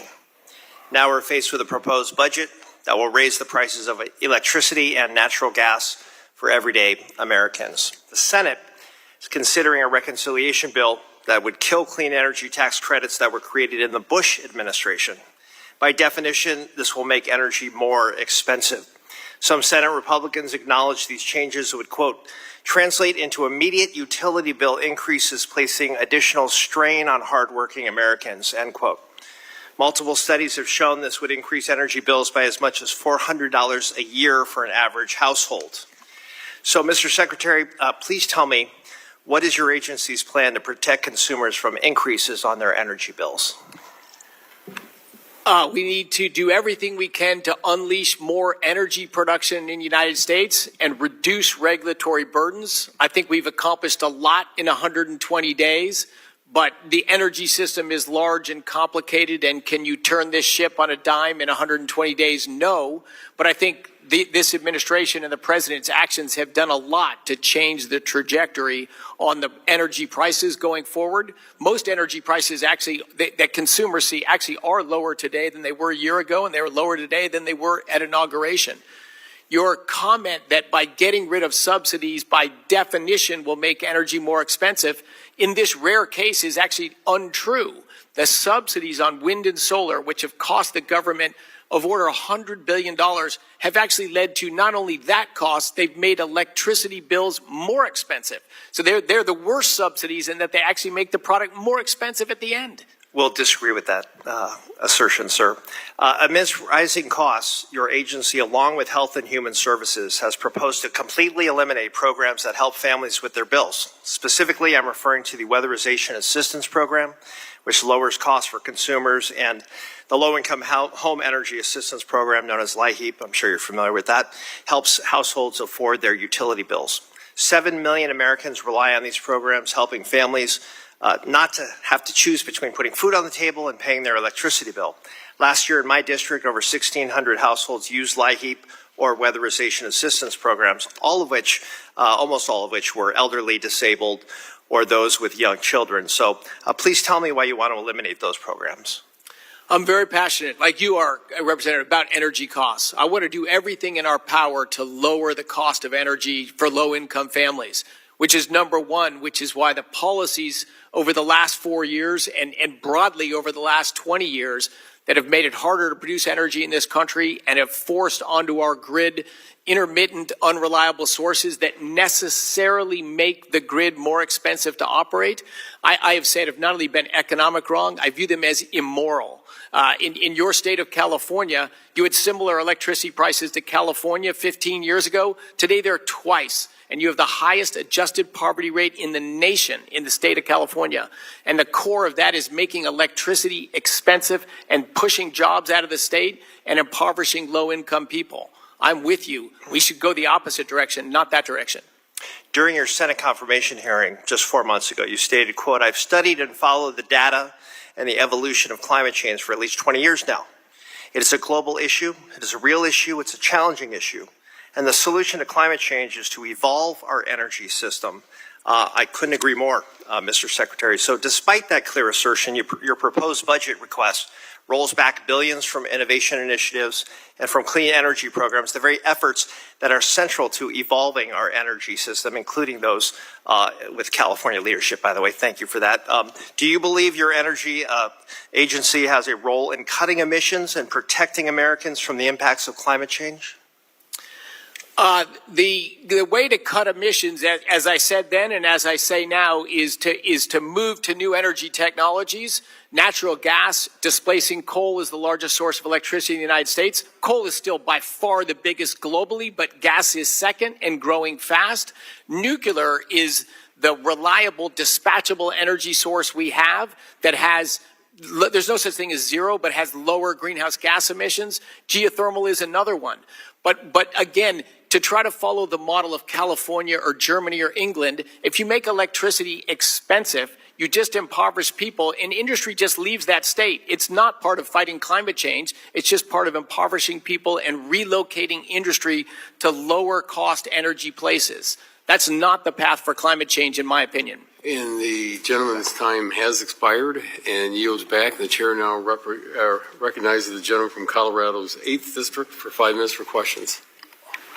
Thank you, Mr. Chairman, Ranking Member, and of course, thank you, Secretary Wright. So good to see a fellow Coloradan here, not the least of which being I'm going to try to squeeze in 4 questions, so I don't have to lay out for you the situation in Colorado. So straight to the first question. We know that in the part of the state that I represent, we've got a lot of oil and gas workers drilling. Can you talk about how the department, your department, can work with that existing workforce to increase projects that are happening around geothermal and that baseload generation from geothermal power? Yes, and again, great to see you, Congressman Evans. I appreciate your service. Yeah, the next generation geothermal that's coming along right now, we used to call it hot, dry rock. Now they call it enhanced geothermal systems. It uses oil and gas technology, uses shale well technology to drill into dry rocks that don't have any hydrocarbons in them, but are just hot, and inject drill and frack wells, inject water into it, flow it through the rock, and produce them out of other wells. So it's very much the same kind of training and work phase as people working in oil and gas in Colorado. In fact, the same companies are not only could, but they're interested in developing that next generation geothermal resources. Colorado has these resources in place. There's a 400 megawatt project under development in neighboring Utah. But can that also happen in Colorado? Absolutely. And if that activity starts to go, is there a workforce that's excited and willing to go into that? Absolutely. Will a number of those come from the oil and gas industry? I'm sure they will. Great to hear that. Next question. Unfortunately, we know that there's an epidemic of premature retiring baseload generating stations. Colorado alone accounts for 10% of the baseload power in the nation that's forecast to come offline this year. And so while we know we need to reverse that trend, we also know that there are certain bottlenecks and regulatory barriers to being able to get the dispatchable baseload power that we need. So for the present moment, can you speak to the importance of variable power, wind and solar, coupled with battery to meet the energy demands of the present moment? Yeah, so look, solar has made tremendous technical progress, in the last 10 years, and I think continues to do it. So if, for example, if you're an island energy grid and you're getting your power from diesel, and you could supplement that with solar, you can burn less diesel, you can drive down your electricity costs. In domestic United States, where we can pull from all different energy sources, solar has applications in some areas and below a certain penetration level. But until you can get multiple days of energy stored, it's going to be a supplemental energy source. But in summertime, where peak demand is near the end of the day, if you have solar panels there and you have a few hours of battery storage, you can move that late afternoon electricity into the peak demand time before people go to bed. So it can play a role, and without subsidies, you'll get wiser decisions about where does it make sense and where does it not make sense. So nothing in what I've said to get rid of these subsidies says get rid of the technology. Solar's going to be around. It's going to be around for the long run, and I think it continues to grow.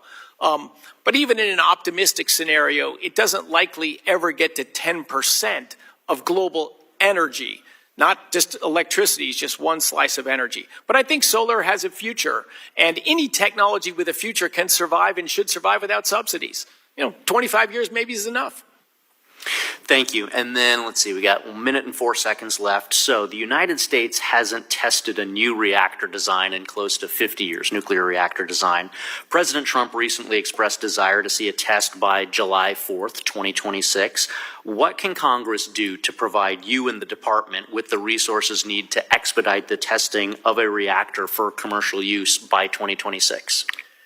Yeah, so our goal there is at the Idaho National Laboratory, which is our sort of commercial nuclear lab in Idaho. They've got a lot of land there and a tremendous amount of just fantastic scientists. And there are commercial businesses that have new reactor designs coming up. We want to get them into our test containment vessel and run them. So I think building nuclear as more of a bipartisan issue in this Congress has been helpful. Look to really unleash nuclear going forward. The NRC has got to become more efficient and more sensible in regulations. We've got to if you approved your reactor design and it's a small modular reactor, you're going to build the same reactor. You can't have to start from new every time. You just got to evaluate the new site location. So common sense permitting reform at NRC is helpful, and that's certainly under the jurisdiction of this Congress, but we're working it at the administration level as well. I've got some optimism there, Representative Evans, but yes, it's going to take us all working together. And the gentleman's time has expired and yields back, and the chair now recognizes the gentleman from California's 25th District for 5 minutes for questions. Thank you, Mr. Chairman. Secretary Wright, it's nice to meet you. I represent California's 25th District. It's the southeast corner of California, an area with one of the nation's most promising opportunities for battery manufacturing and critical mineral development. It also produces the most renewable energy on federal land in any district in the United States. So we have an abundance of solar power, wind, and geothermal energy. And I know you're here to discuss the budget, but to highlight what this budget means for my district and for our nation's energy future and security, I need to tell you about the real impacts of these budgets for the people in my districts and our nation's potential. Because it determines whether families can breathe clean air, whether young people find good jobs at home, and whether rural and low-income communities are included in this energy future or left behind. You see, critical minerals like lithium, cobalt, nickel, and rare earth elements power our phones, cars, and electric grids, yet we are far too dependent on foreign adversaries, especially China, for their supply and processing, and including for batteries. This dependence isn't just an economic vulnerability, it's a national security threat that demands a bold domestic solution. And that solution, Mr. Secretary, is right here in Lithium Valley, domestically, located in Imperial County within my district. We sit on the world's 5th largest lithium deposit, accessible through a closed-loop system while we produce geothermal energy, because it's it's carbon-free, and it basically takes the geothermal brine and extracts the lithium out of there and all these other critical minerals as well. We have so much lithium that I want to put it into perspective. The lithium reserves in Lithium Valley alone can supply enough battery-grade lithium to power over 3 million electric vehicles, significantly reducing our dependence on foreign supply chain while driving domestic manufacturing and good jobs. And I know some people are averse to electric vehicles, but we have enough lithium to produce the batteries that we're going to need for AI and the future industries and technology that we need. But here's the challenge. Sometimes, they're located in areas where we need more development. Imperial County is one of the most underserved and economically disadvantaged regions in the country. It's an area hungry for jobs, hungry for infrastructure and investments. There's been a lot of investments already to develop workforce development with local community colleges, a lot of investments to pave the roads and fix the bridges in order for us to anticipate the mass production of this lithium. So I want to ask you, how will the DOE help ensure that critical minerals funding reaches these rural and under-resourced regions like Imperial County, and that companies in Lithium Valley have the tools, workforce, and certainty needed to grow and deliver on this national priority? Yeah, I appreciate very much your comments and questions. And yes, affordable, reliable power should be for everyone. Rural communities face great challenges in this area because you can't bring industrialization without affordable energy there. I'm quite excited about the opportunity with lithium in the brine and hot brines to get energy out of it, to get critical minerals out of it. I share your passion and excitement for that and would absolutely love to see development go forward with that. That's certainly one of the things that will be evaluated at the Department of Energy. But there's a lot of positive ingredients going on for what you've got going on in that community. Well, I know that company Energy Source is currently negotiating one of the loans with the Department of Energy, and I encourage that process to come to completion so that we have the capacity of mass producing lithium within months, less than a year, and that's something that we really need. I've sent you a couple letters, so I'm inviting you to the district, so I'm going to take the opportunity here face-to-face, eye-to-eye, and ask you if you'd commit to come into the district, see firsthand what the progress has been made in this arena. Your predecessor has done that and would love for you to come by, and you'll see that there's a lot of bipartisan support for this development. I'd love to as well. I think it is an exciting area of potential development, and I am interested to go with you to tour that. A schedule I can't commit to right now, but I will go out there with you. And I think it's worthwhile. I should say one last thing about electric vehicles. I think anyone in this administration don't oppose electric vehicles. They're neat, and they're dominantly bought by wealthy people. We're just opposed American taxpayers subsidizing wealthy people to buy electric vehicles. We're not against electric vehicles, and they're like solar. They're going to continue to grow, too. If I could interject, the gentleman's time has expired, and the chair recognizes the gentleman from New York's 23rd District for 5 minutes for questions. Thank you very much, Mr. Chairman. Mr. Secretary. But I think it's about are going to build those vehicles. Reindustrialize again. It's got such a proud, beautiful history, and I truly believe it has a proud, beautiful future as well. We have to you and I got to work together to make sure we put the world on wheels, and we're going to keep the world on mobility. No other country can beat us. I love it, and I agree. You said a lot of things I agree with 100%. Number one, EVs and internal combustion. We want them both. Consumers are going to decide. And electric vehicles are growing, and they're exciting, and they're going to keep growing, and that's awesome. And Americans should be the best builders of electric vehicles there are, period. And I want that wholeheartedly. China, as you said, illegally subsidizes their marketplaces. They're doing it to try to undermine your state and your industry. There's no question they're doing that. And the United States, I think a lot through tariffs is going to stop these Chinese things that are not built in the same setting. You even mentioned slave labor. Literally, that is true. I know. And so, yes, we got to re-energize, redrive, re-advance American industry, and there's many ways to do that. I'm in line with a lot of those, which is regulatory environment, bring capital. In fact, the trip we did to the Middle East, everyone thought we were over there talking about oil prices. We pretty much never talked about oil prices.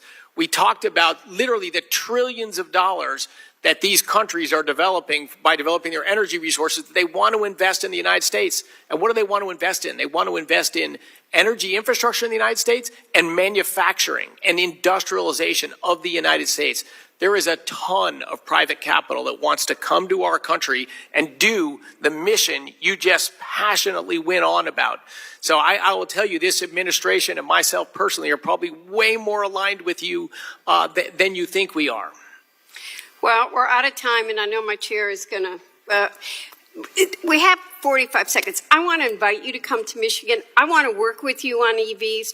We have to stop giving them a bad name because we can't compete in the global marketplace if people don't know that we here in America are going to build those vehicles and outbuild China. But they're competing with us. Communist China wants to destroy our auto industry, and you and I have to work together to make sure that doesn't happen. Thank you, Mr. Chair, and I'll yield back. The gentlelady yields back, and the chair recognizes the ranking member, I believe, for a couple of documents to be put into the record. Thank you, Mr. Chairman. I'd like to ask unanimous consent to submit to the record the first is an article from the New York Times from June 4th. The Secretary said in general he thinks low prices are better. This is a great summary. Electricity prices are surging. The GOP mega bill could push them higher. I recommend that to you. And then without objection, so and then the reference to Florida's low electricity rates. I also recommend for your reading. This is right now, just over the past couple months, they've asked for the largest rate hike request in U.S. history up in the Panhandle, and we continue to grapple with higher rates. So I'll recommend that and too. Without Thank you, the Secretary, for his appearance. So ordered. I yield back. Thank you for those materials. And seeing no other members wishing to be recognized to ask questions today, Mr. Secretary, we appreciate you appearing before us today. Members may have additional questions for you. I remind members they have 10 business days to submit additional questions for the record. And I ask that you be able to submit responses within 10 business days upon receipt of those questions. I ask unanimous consent to insert in the record the documents included on the staff hearing documents list. And without objection, that is so ordered. And without objection, the subcommittee will stand adjourned. Thank you. Say goodbye.